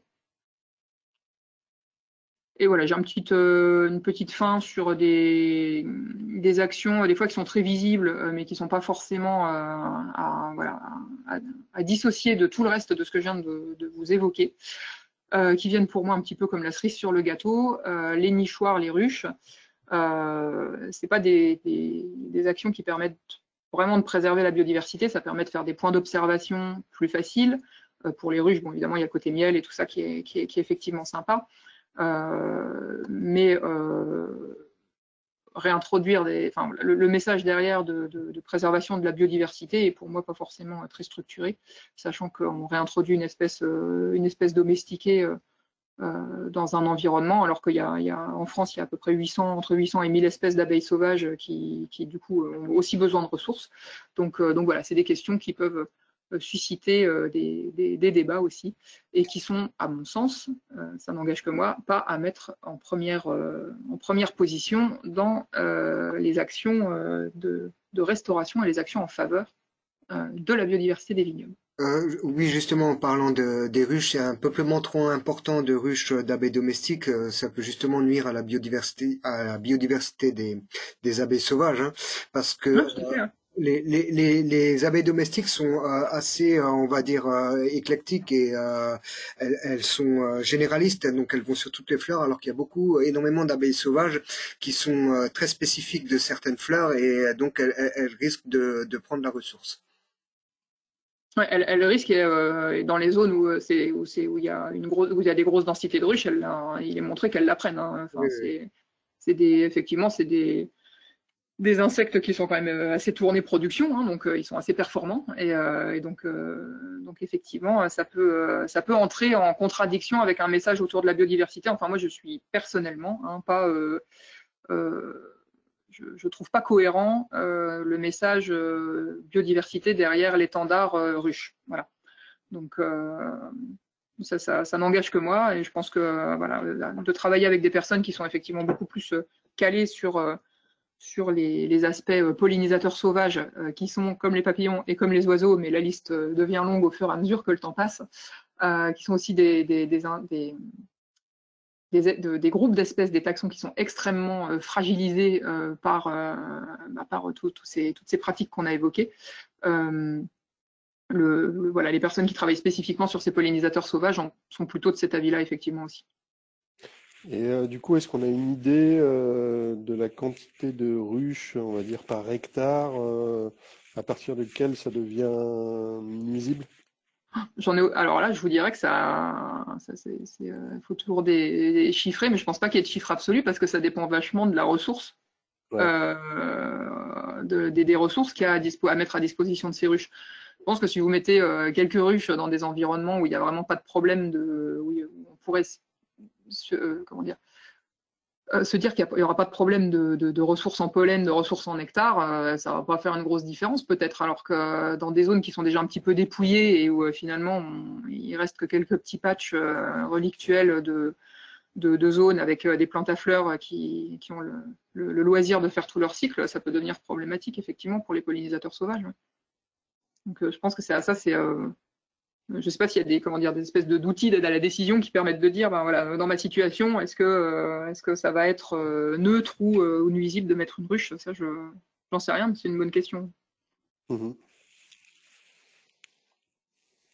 c'est un petit peu toujours le problème avec ces questions de biodiversité, c'est qu'il n'y a pas vraiment de réponse avec de l'absolu, quoi, avec des chiffres valables, surtout dans tout contexte, sur tous les territoires, quoi. Ok.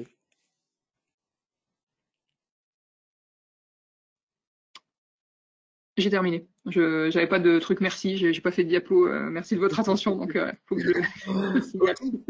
Bon, ben, est-ce qu'il y a d'autres questions immédiates? Non, ben on va passer la main à Emmanuel et pour le Est-ce chat. que je dois faire quelque chose? Pardon, je vais reprendre la main.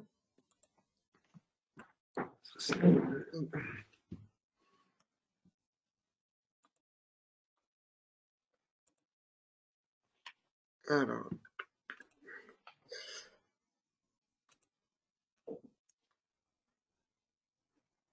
ok.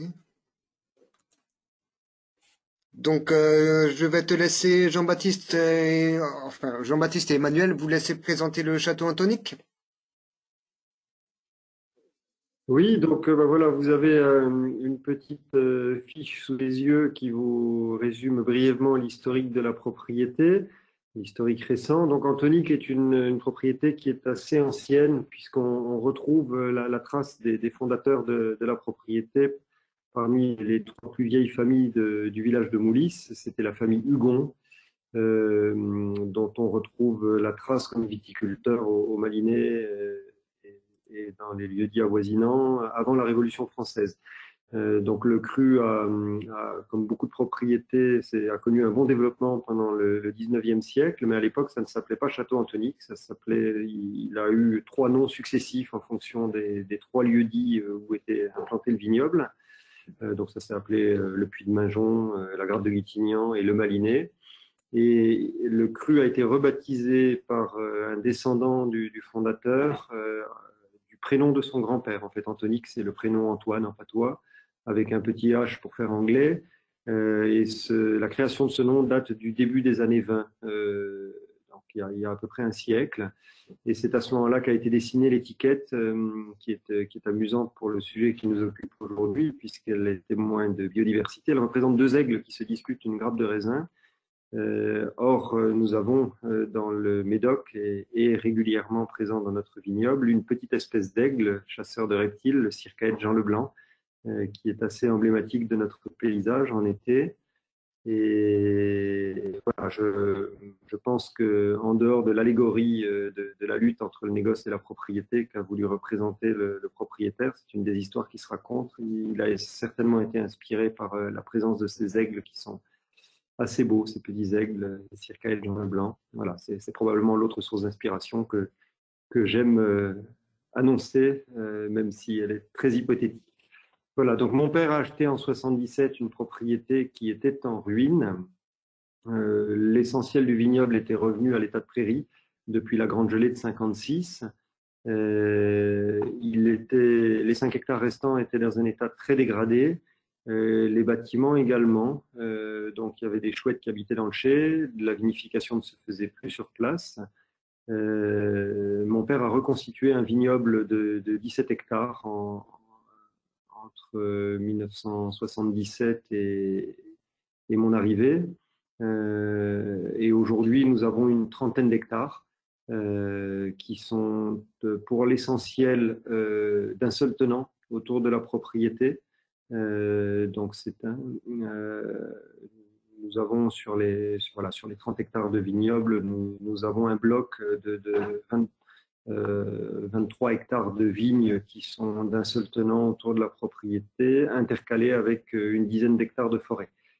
Voilà, donc ça fait presque 35 hectares d'un seul tenant, avec une certaine diversité de paysages. Mon père a pratiqué le labour intégral et jusqu'en 1987, année dont les anciens se souviennent à cause de l'abondance de pluie.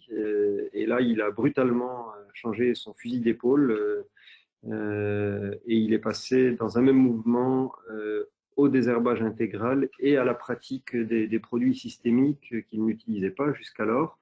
parce que l'année a été tellement perturbée par le climat que les tracteurs se plantaient, la machine à vendanger ne pouvait plus passer et il a fallu traiter depuis les bords de parcelles. Donc vous imaginez qu'une protection au cuivre en traitant au canon depuis le bord de la parcelle, ça lui a laissé des mauvais souvenirs en termes d'impact mildiou. Donc voilà, Anthony qui a connu une fenêtre qui a été très impactante sur les sols entre 87 et 93, 94. Je suis arrivé à tête de la propriété en 93 et j'ai été extrêmement frappé par plusieurs choses. D'abord, le fait que nous avions de l'érosion sur des sols quasiment sans relief.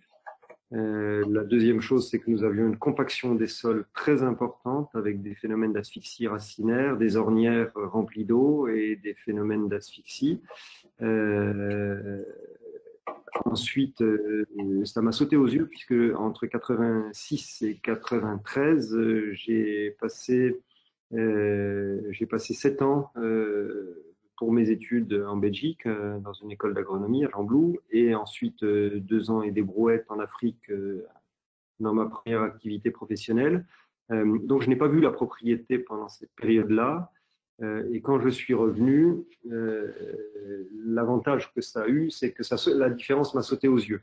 J'avais le souvenir enfant de courir les fossés, de trouver beaucoup d'insectes, énormément d'orchidées, énormément de biodiversité. Cette biodiversité avait complètement, non pas disparu, mais s'était complètement effondrée. La plupart des espèces que je connaissais étaient encore présentes, mais en beaucoup plus petit nombre. Et dans des zones de repli, à la convergence de certains fossés, à l'abri du ruissellement des désherbants, près des bosquets, mais voilà, c'était des zones de survivance d'une biodiversité plus importante. Les quelques arbres fruitiers que nous avions, vieux arbres fruitiers, avaient été coupés parce que ça gênait pour tourner au bout des parcelles. Et puis parce qu'on nous disait aussi clairement, attention, arbres fruitiers égale pourrier, il faut les couper. C'était un conseil qui était systématiquement donné à l'époque.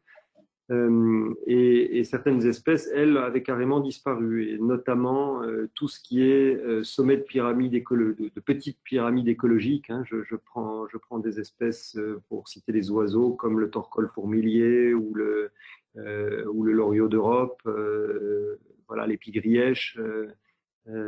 Ces espèces-là ont complètement disparu du vignoble avec l'arrivée de ces pratiques. Alors, il est évident que les choses ne se sont pas passées localement au niveau de mon vignoble, elles se sont passées aussi à l'échelle du paysage et de la région, mais voilà, notre pratique n'a certainement rien arrangé.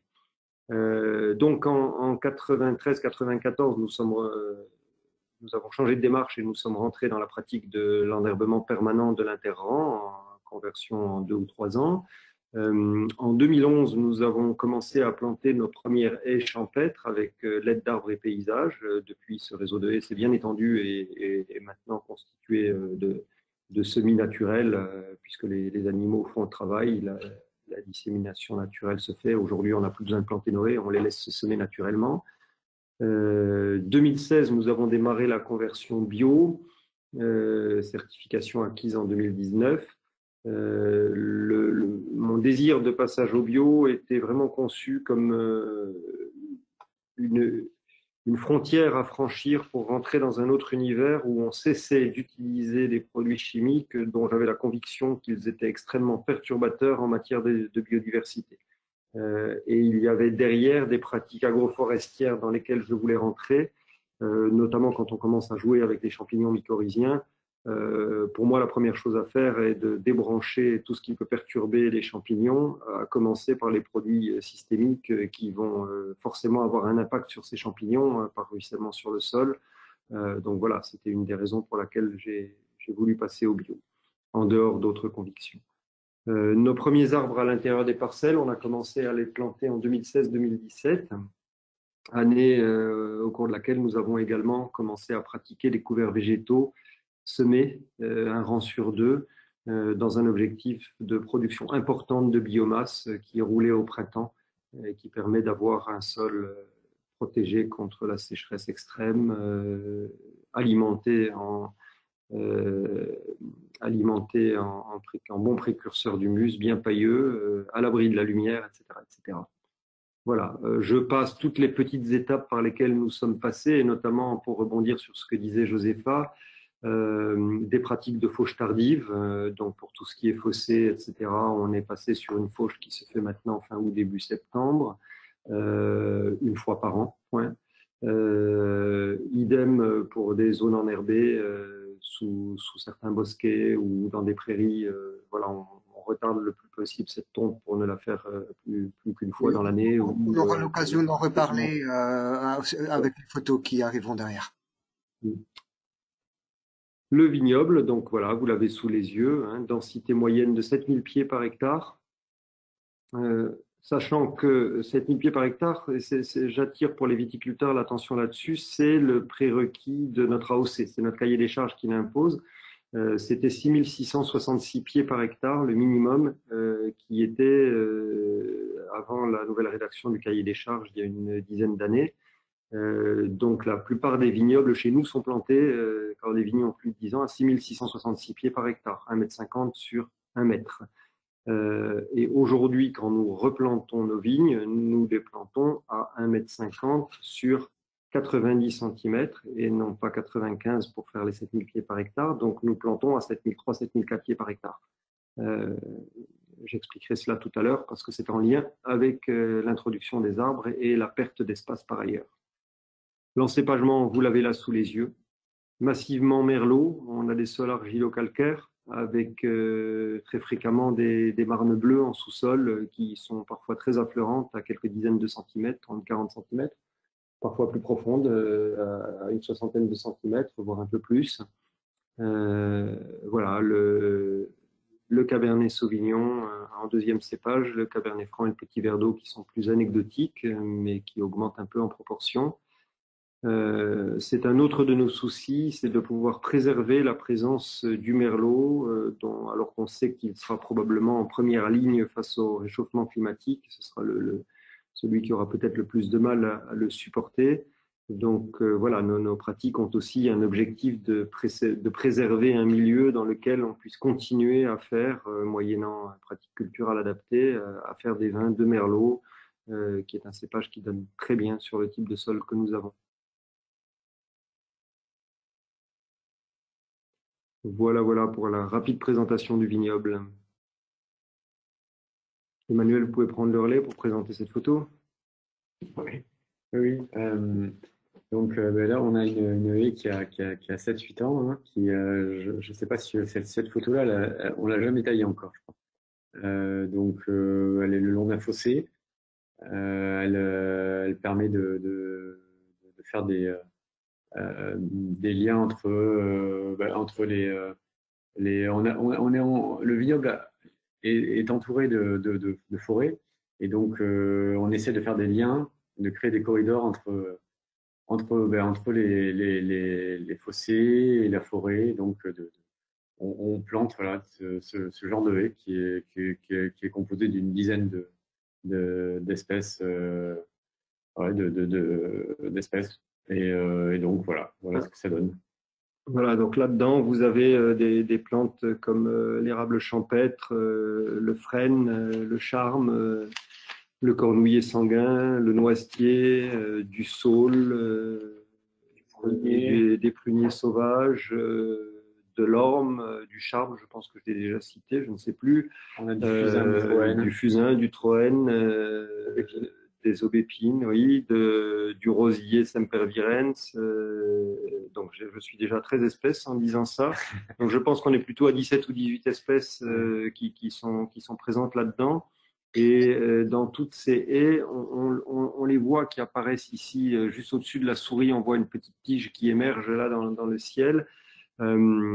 C'est l'étape à laquelle nous sommes arrivés cette année. Nous avons de loin en loin, tous les 7-8 mètres dans les haies, on laisse s'échapper un individu que l'on va tailler en trogne à une hauteur de 2,50 m. L'idée est de faire régulièrement, d'avoir un étage arboré au-dessus de la haie, avec une taille en trogne qui ne nous gêne aucunement pour le passage des engins, la manœuvre, etc.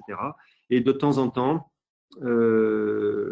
quand on a l'espace, que ça ne nous gêne pas pour la mécanisation, on laisse carrément échapper un frêne en port libre ou un érable en port libre pour avoir encore un étage supérieur et apporter plus de verticalité au système.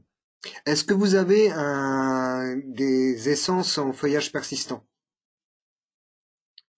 Alors, pour parler d'essence en feuillage persistant, que je sache, non. Alors, il y a un peu de chêne vert. Il y a, alors, je ne sais pas si on peut le mettre dans la catégorie à feuillage persistant.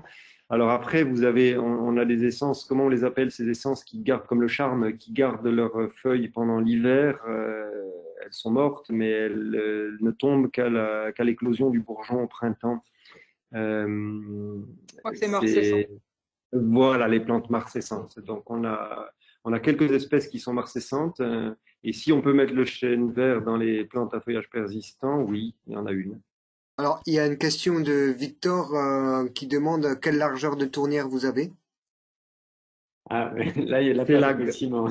Mais sinon, non, il nous faut 7 mètres en général. Voilà. Alors, c'est la grande bagarre entre mon équipe qui me réclame 7 mètres et moi qui leur accorde généreusement 6. Alors, ça dépend de l'orientation du vent, ça dépend de pas mal de choses. Ouais. Mais oui, il faut l'espace. Ouais. Alors, une particularité du vignoble du Château Antonique, c'est que nous sommes sur un grand plateau viticole qui est constitué par 2 propriétés. Le château Clark, qui est notre voisin sur l'Istrac et qui est également propriétaire de vignes sur Moulisse, qui donne le château Malmaison. Et l'ensemble des 2 domaines fonciers s'étend sur plus de 200 hectares d'un seul tenant. Et nous formons ensemble un seul système hydraulique, c'est-à-dire que les ruisseaux permanents, semi-permanents qui nous traversent sont communs, et donc rien ne se fait chez l'un sans impact chez l'autre. Donc le jour où il a fallu replanter ces vignobles qui étaient à l'abandon et qui ont été rachetés quasiment la même année, puisque les Rothschild ont acheté Clark en 74 et mon père a acheté Antonique en 77.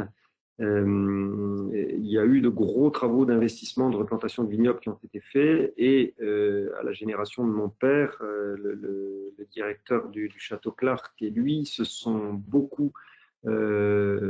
bien entendus pour essayer de coordonner leur action. Et donc les fossés, par exemple, ont été faits en commun. Donc chaque fois qu'on ouvrait un fossé pour drainer une parcelle ou qu'on réaménageait un fossé existant, on laissait bien entendu au Château Clark la possibilité de venir se connecter chez nous et vice-versa. Donc on s'est entendu, ce qui fait que nous avons dans le paysage un squelette non visible d'aménagement qui source de biodiversité très important, puisque c'est une réserve de zone humide qui est laissée à ciel ouvert.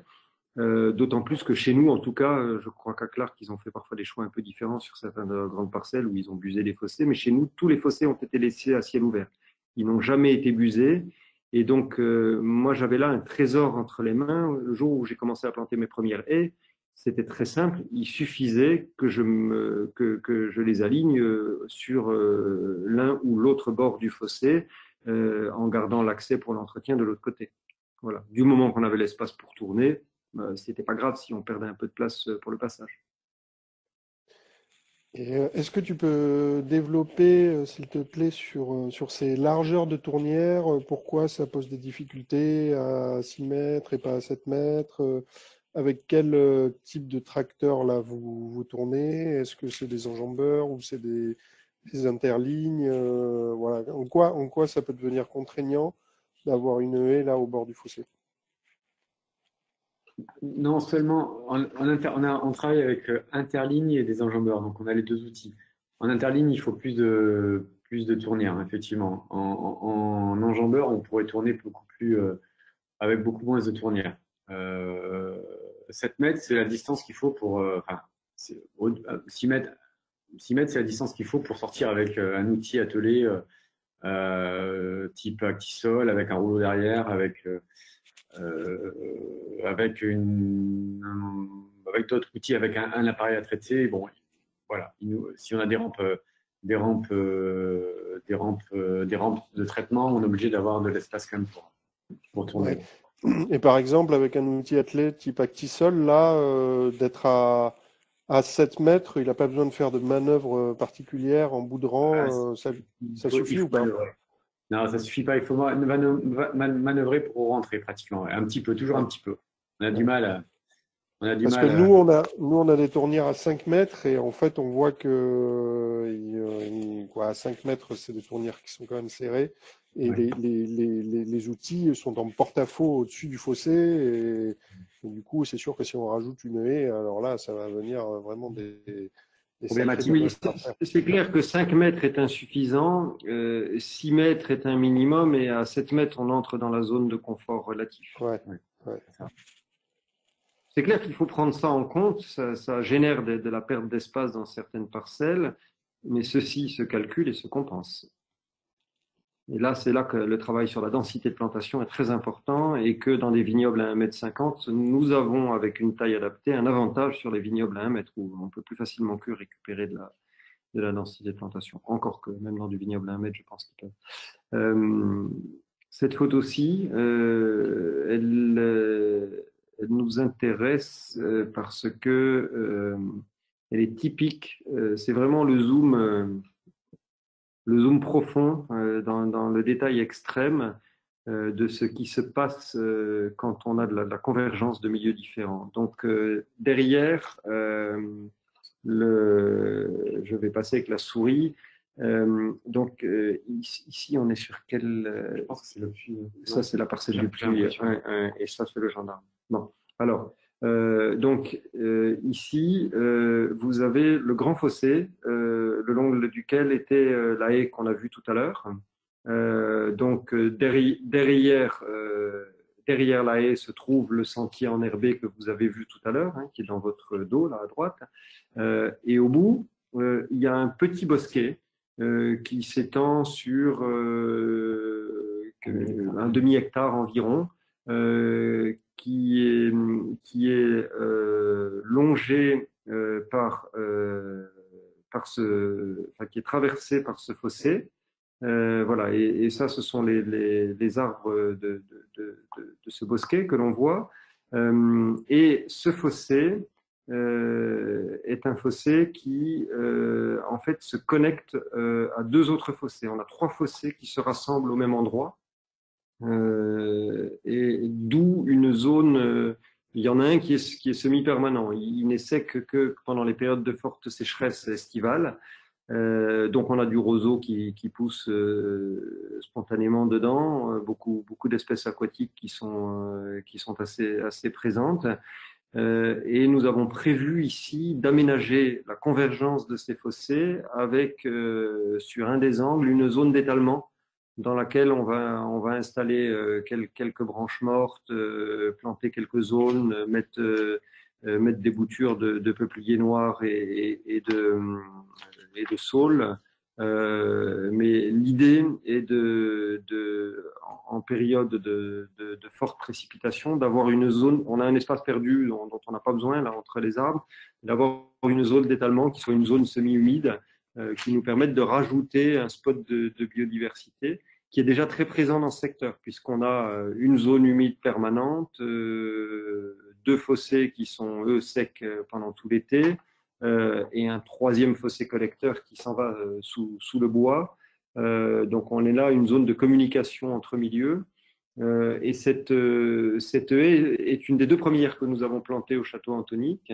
Et dès l'année qui a suivi la plantation de ces 2 haies, nous avons vu apparaître certains témoins de biodiversité, réapparaître certains témoins de biodiversité qui restaient cantonnés au niveau du bosquet et qui ensuite ont commencé à circuler plus loin dans la vigne jusqu'à rejoindre la maison, avec notamment des couleuvres qu'on a vu remonter ces haies et se mettre à pondre sous le paillage. Et donc au printemps, on se retrouve avec des jeunes couleuvres vertes et jaunes ou des couleuvres à collier qui éclosent. Et ça, on l'a vu dès l'année qui a suivi la plantation des haies. Donc, il y a parfois comme ça des témoins de biodiversité qui nous sautent aux yeux. Je parlais tout à l'heure du circaète Jean Leblanc.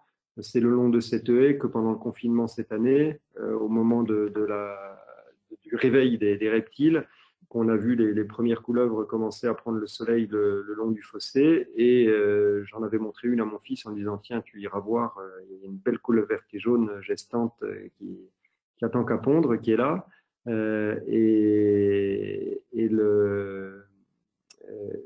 Et mon fils n'a pas pu aller la voir parce qu'à la place, il a vu un circaète Jean Leblanc qui est passé 1 heure après moi et qui a chopé la couleuvre. Et mon fils m'a appelé pour me dire, regarde, il est en train de faire son repas. Il était en haut de cet arbre-là.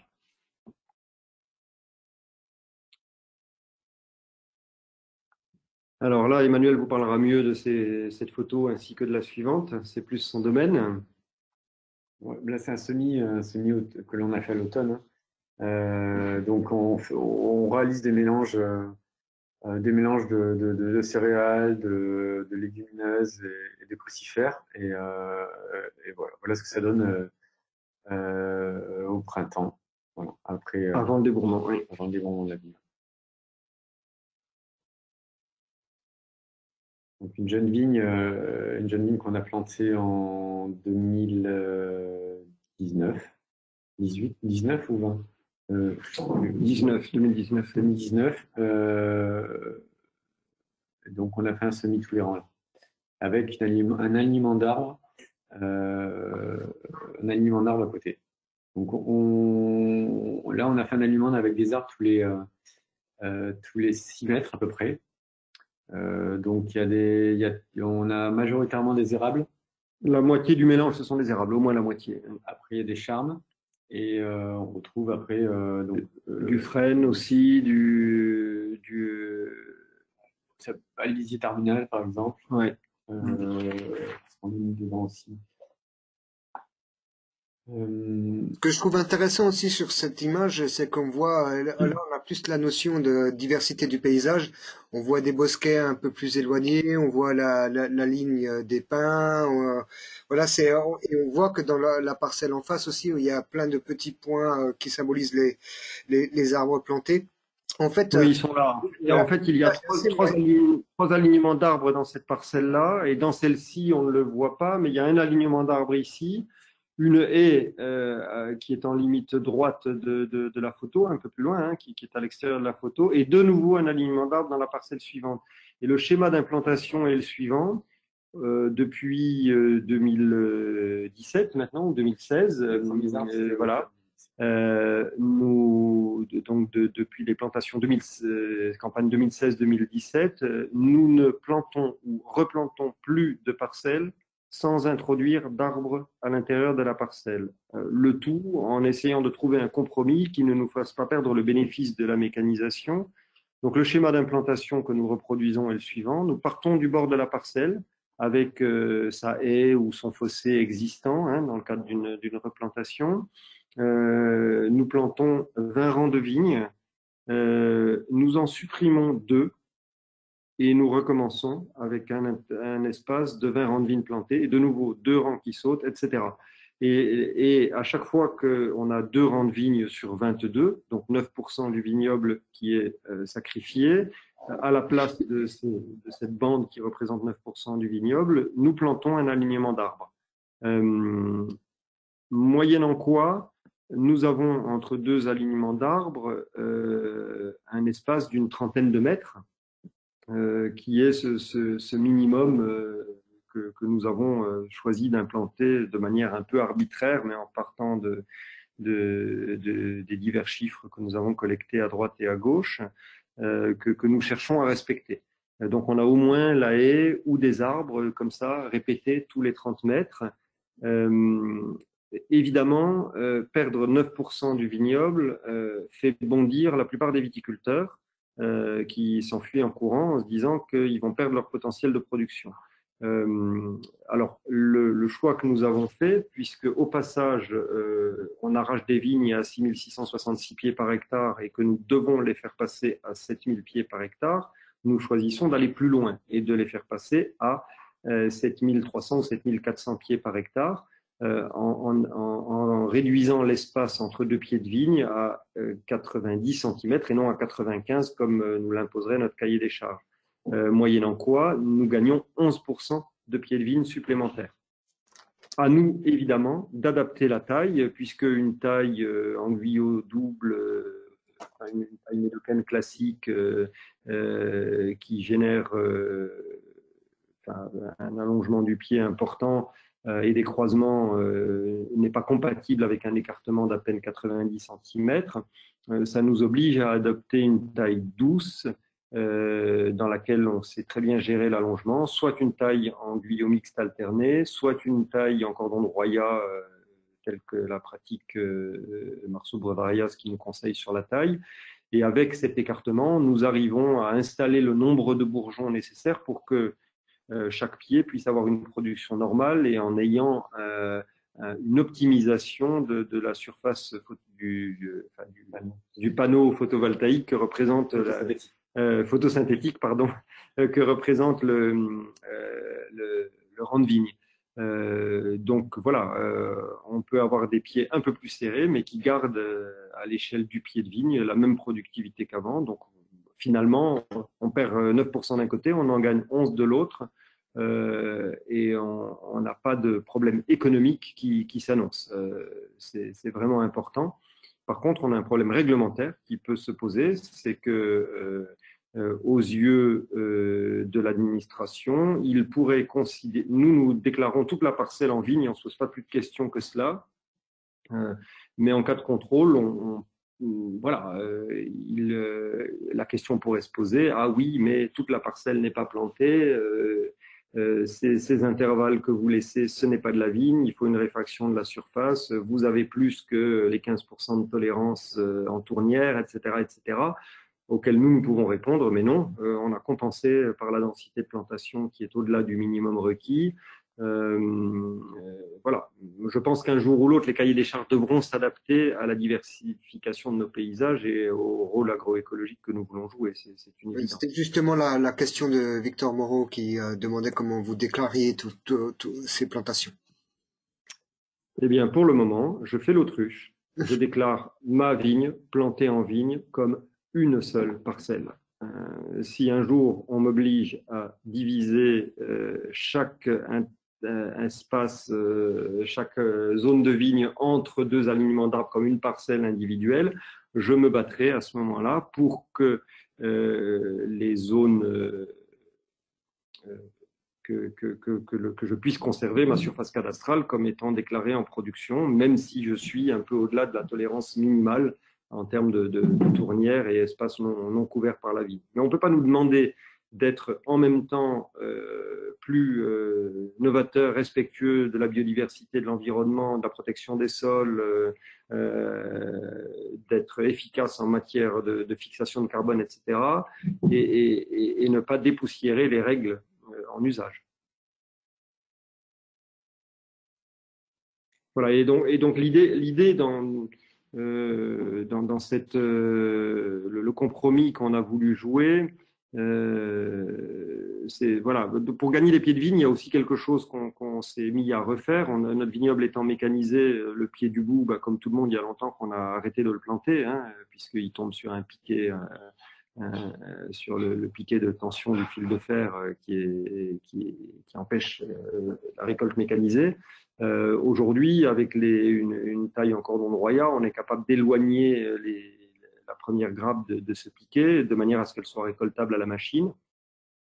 Et du coup, on se remet à planter les deux piquets debout. Et donc, sur un rang de 100 mètres, ça fait 2% de pied en plus. Donc, l'air de rien, 2 plus 2, ça fait 4. Avec notre système, je suis capable de démontrer que par rapport, quand je replante une parcelle, j'ai 4% de pieds de vigne en plus, tout en ayant sacrifié 9% de ma surface. Voilà, je tiens à tirer, c'est des paramètres qu'il faut vraiment prendre en compte.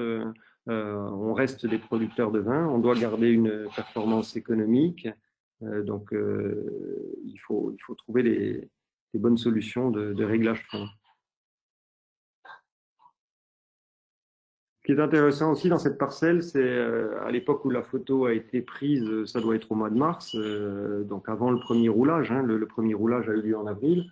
Donc on était encore plus poussé que ça, on voyait plus les petits piquets. Ce qui est phénoménal, qui pour moi est très impressionnant et vraiment un témoignage de biodiversité, c'est le bruit assourdissant que font les insectes dans ces parcelles. Et ça, tous les visiteurs qui viennent au printemps, quand on a un couvert végétal, principalement dans les jeunes vignes où c'est tolérant, puisqu'on a moins d'impératifs de passage, ça surprend les gens. Les gens ont oublié que les insectes font tant de bruit. Et c'est normal, ils ont disparu.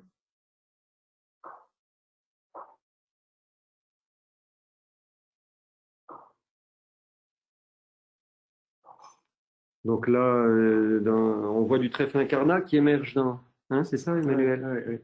Et là, il s'agit d'un mélange... expliquez un peu ce que vous aviez fait comme mélange sur cette parcelle. Je pense que c'était un mélange de beaucoup de légumineuses.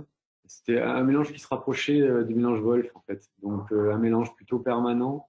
L'idée, c'était d'avoir un sol avec une certaine portance, parce que c'est une zone peut-être plutôt un peu plus humide, un peu plus avec des terroirs plutôt argileux, et donc avec suffisamment de vigueur. Donc l'idée, c'est de faire un semis qui dure 2-3 ans, que l'on roule durant la saison. Voilà, donc Emmanuel est parti sur cette parcelle d'un mélange Wolf, qui est un mélange du commerce avec, je ne sais plus, d'ici 18 ou 20 espèces, moins, 13 ou 14 espèces, on ne sera jamais d'accord sur les chiffres, et qu'il a enrichi de quelques plantes que nous utilisons, nous, dans les mélanges que nous constituons nous-mêmes. Voilà. Et ça, c'était une démarche qui était intéressante en essayant de combiner les deux. Hein. Notre apport qui a un rôle dans la première année et le mélange Wolf qui se ressème lui-même pendant 3 ou 4 ans.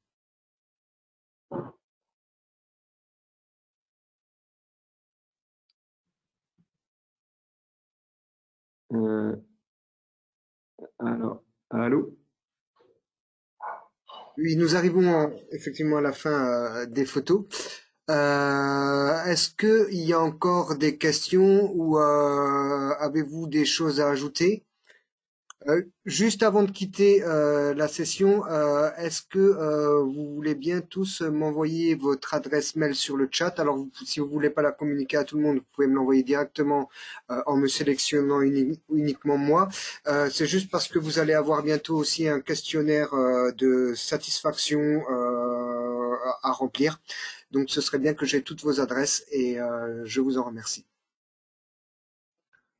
Non, moi, j'étais juste interpellé sur votre dernière photo par la variation des hauteurs de piquet. Ah oui, alors là. Non, on modifie le palissage, effectivement. Oui. Dedans, on augmente, en fait, de manière économique, on a changé un piquet sur 2 pour améliorer la hauteur de palissage. Parce qu'il se trouvait que les pieds, en fait, on souhaite la taille, on fait évoluer la taille, on souhaite plus de faire de taille pour ramener le pied ou redescendre le pied, donc pas faire de plaies trop importantes. Donc du coup, on a décidé en augmentant le palissage de remonter le fil de latte et de nous permettre d'avoir une taille générant moins de plaies. On sent que Marceau est passé par là. Exactement. Moi, j'avais en réserve, mais je ne sais pas si s'il y a moyen que je partage une photo. Oui, bien sûr, je vais te passer la main et tu pourras partager ton écran. Ok. Alors, hop. Voilà. À partir de maintenant, tu peux partager ton écran. Ok. Alors, est-ce que vous voyez cette image? Alors pour l'instant, est-ce que tu cliques? Il faut que tu cliques là sur l'onglet où il y a le caméra.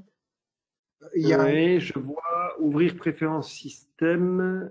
En fait, juste en bas de l'écran où il y a marqué micro caméra et tu as un bouton écran. Donc, ah oui, ok. Je clique dessus. Merde. Pas maintenant. Écran. Je dois ouvrir les préférences système. Apparemment, j'ai les. Qu'est-ce qu'il me demande là? Apparemment, j'ai quelque chose qui me. Surveillance de l'entrée, publicité, enregistrement de l'écran. Apparemment, je suis obligé de faire sauter des verrous. Je peux pas le. J'ai une protection qui m'empêche de partager mon écran, mais je ne sais pas où le faire, où la faire sauter. Non, bon, tant pis. Non, mais je voulais vous montrer un plan du vignoble pour montrer comment, à partir d'une simple vue aérienne, c'est un travail que j'invite tous les viticulteurs qui un jour se penchent sur la question d'aménagement agroécologique, c'est de prendre la peine d'imprimer une vue aérienne de leur vignoble et de sortir la trousse de feutre et de travailler dessus. Et en prenant de la hauteur, on voit beaucoup d'espace qu'on pourrait optimiser. Et en fait, on a fait ce travail-là. Et quand je me replonge 4 ou 5 années en arrière sur le travail qu'on a fait à l'époque et que je vois ce qu'on avait dessiné comme plan à l'époque et ce qu'on a réalisé depuis, je me rends compte que une fois qu'on a mis le doigt dans l'engrenage, on n'arrête pas de trouver de nouveaux aménagements, de nouveaux espaces inexploités auxquels on n'avait pas pensé. Et par exemple, aujourd'hui, on est en train de découvrir combien dans nos fossés, après avoir exploité un bord du fossé en implantant une haie, on s'aperçoit aujourd'hui qu'on peut peut-être profiter du bord d'en face pour aller mettre des boutures implantées à mi-pente sur le fossé pour fermer le fossé en faisant une voûte, ce qui n'empêche pas l'entretien de la haie, mais qui nous permet d'éviter le fossé étant couvert, qu'il y ait de la végétation qui soit atteint par la lumière, qu'il y ait de la végétation qui s'accumule au fond. Et donc, on a un fossé qui devient auto-nettoyant et avec beaucoup plus de biomasse qui surplombe le fossé, avec de nouveaux horizons écologiques qui s'ouvrent. Voilà, il y a des choses intéressantes à faire comme celle-là. Donc, plus on avance dans cette démarche, plus on rentre dans le détail et plus on découvre des micro-espaces que nous pouvons exploiter.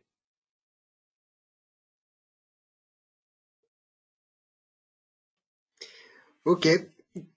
Des questions, d'autres choses à ajouter? Josépha, je vais peut-être te laisser le mot de la fin. Ah bon? Non, mais je trouve que c'était une bonne illustration voilà, de tous les principes un petit peu qu'on peut récapituler. Le mot de la fin, de répéter effectivement, de dézoomer un coup et de considérer l'exploitation dans son ensemble avec effectivement une vue aérienne, je trouve que c'est une des premières choses à faire si on veut se pencher sur des projets, comme l'a dit Jean-Baptiste, effectivement, de travailler au global en essayant de récupérer tous les espaces et en les créant aussi le cas échéant. L'idée aussi de se faire peut-être, quitte à prendre la peine d'en imprimer une, on peut en imprimer quelques-unes et de se faire un schéma aussi sur plusieurs années qui prenne en compte aussi par exemple les renouvellements de parcelles. Ça peut être un côté dynamique qui permet d'envisager aussi de configurer un peu différemment certaines parcelles et de recréer des espaces là où il en manque. Et c'est toujours beaucoup moins traumatisant de le faire lorsqu'on renouvelle une parcelle que lorsqu'on est dans de l'existant qui semble un petit peu figé. Mais bon, voilà, si on prend des pas de temps beaucoup plus longs, qui sont les pas de temps nécessaires pour voir des effets aussi de cette biodiversité, il y a des effets très rapides qui se font sur tout ce qui est strates herbacées, etc. Pour tout ce qui est arboré, effectivement, il faut un petit peu plus de temps aussi. Donc ça s'inscrit aussi dans des temps longs et je pense que le mot de la fin, c'est peut-être aussi de ne pas être trop pressé sur les résultats et de prendre le temps d'expérimenter petit à petit et puis voilà, de mettre ce doigt dans l'engrenage et d'augmenter au fur et à mesure tous les paramètres qu'on peut fouiller. Je pense que dès qu'on en a mis un en place, il y en a deux qui viennent, il y a de nouvelles idées qui viennent. De nouvelles idées pour une concrétiser. Donc c'est toujours. Enfin, moi, je connais personne qui s'est lassé de travailler sur ce sujet. Et en général, les gens sont plutôt très enthousiastes et ça leur ouvre des horizons qui sont aussi hyper motivants pour le travail, tout simplement, quand même. Donc voilà, je ne sais pas si ça convient comme mot de la fin. Je m'y attendais pas trop, alors. C'est parfait, c'est parfait. Ok. Bon, ben écoutez, il me reste à vous remercier de votre participation. Et puis, je vous recevrez assez rapidement un questionnaire de satisfaction à remplir. Merci de nous le renvoyer. Et je vous dis certainement à bientôt pour une autre édition du mois de la bio.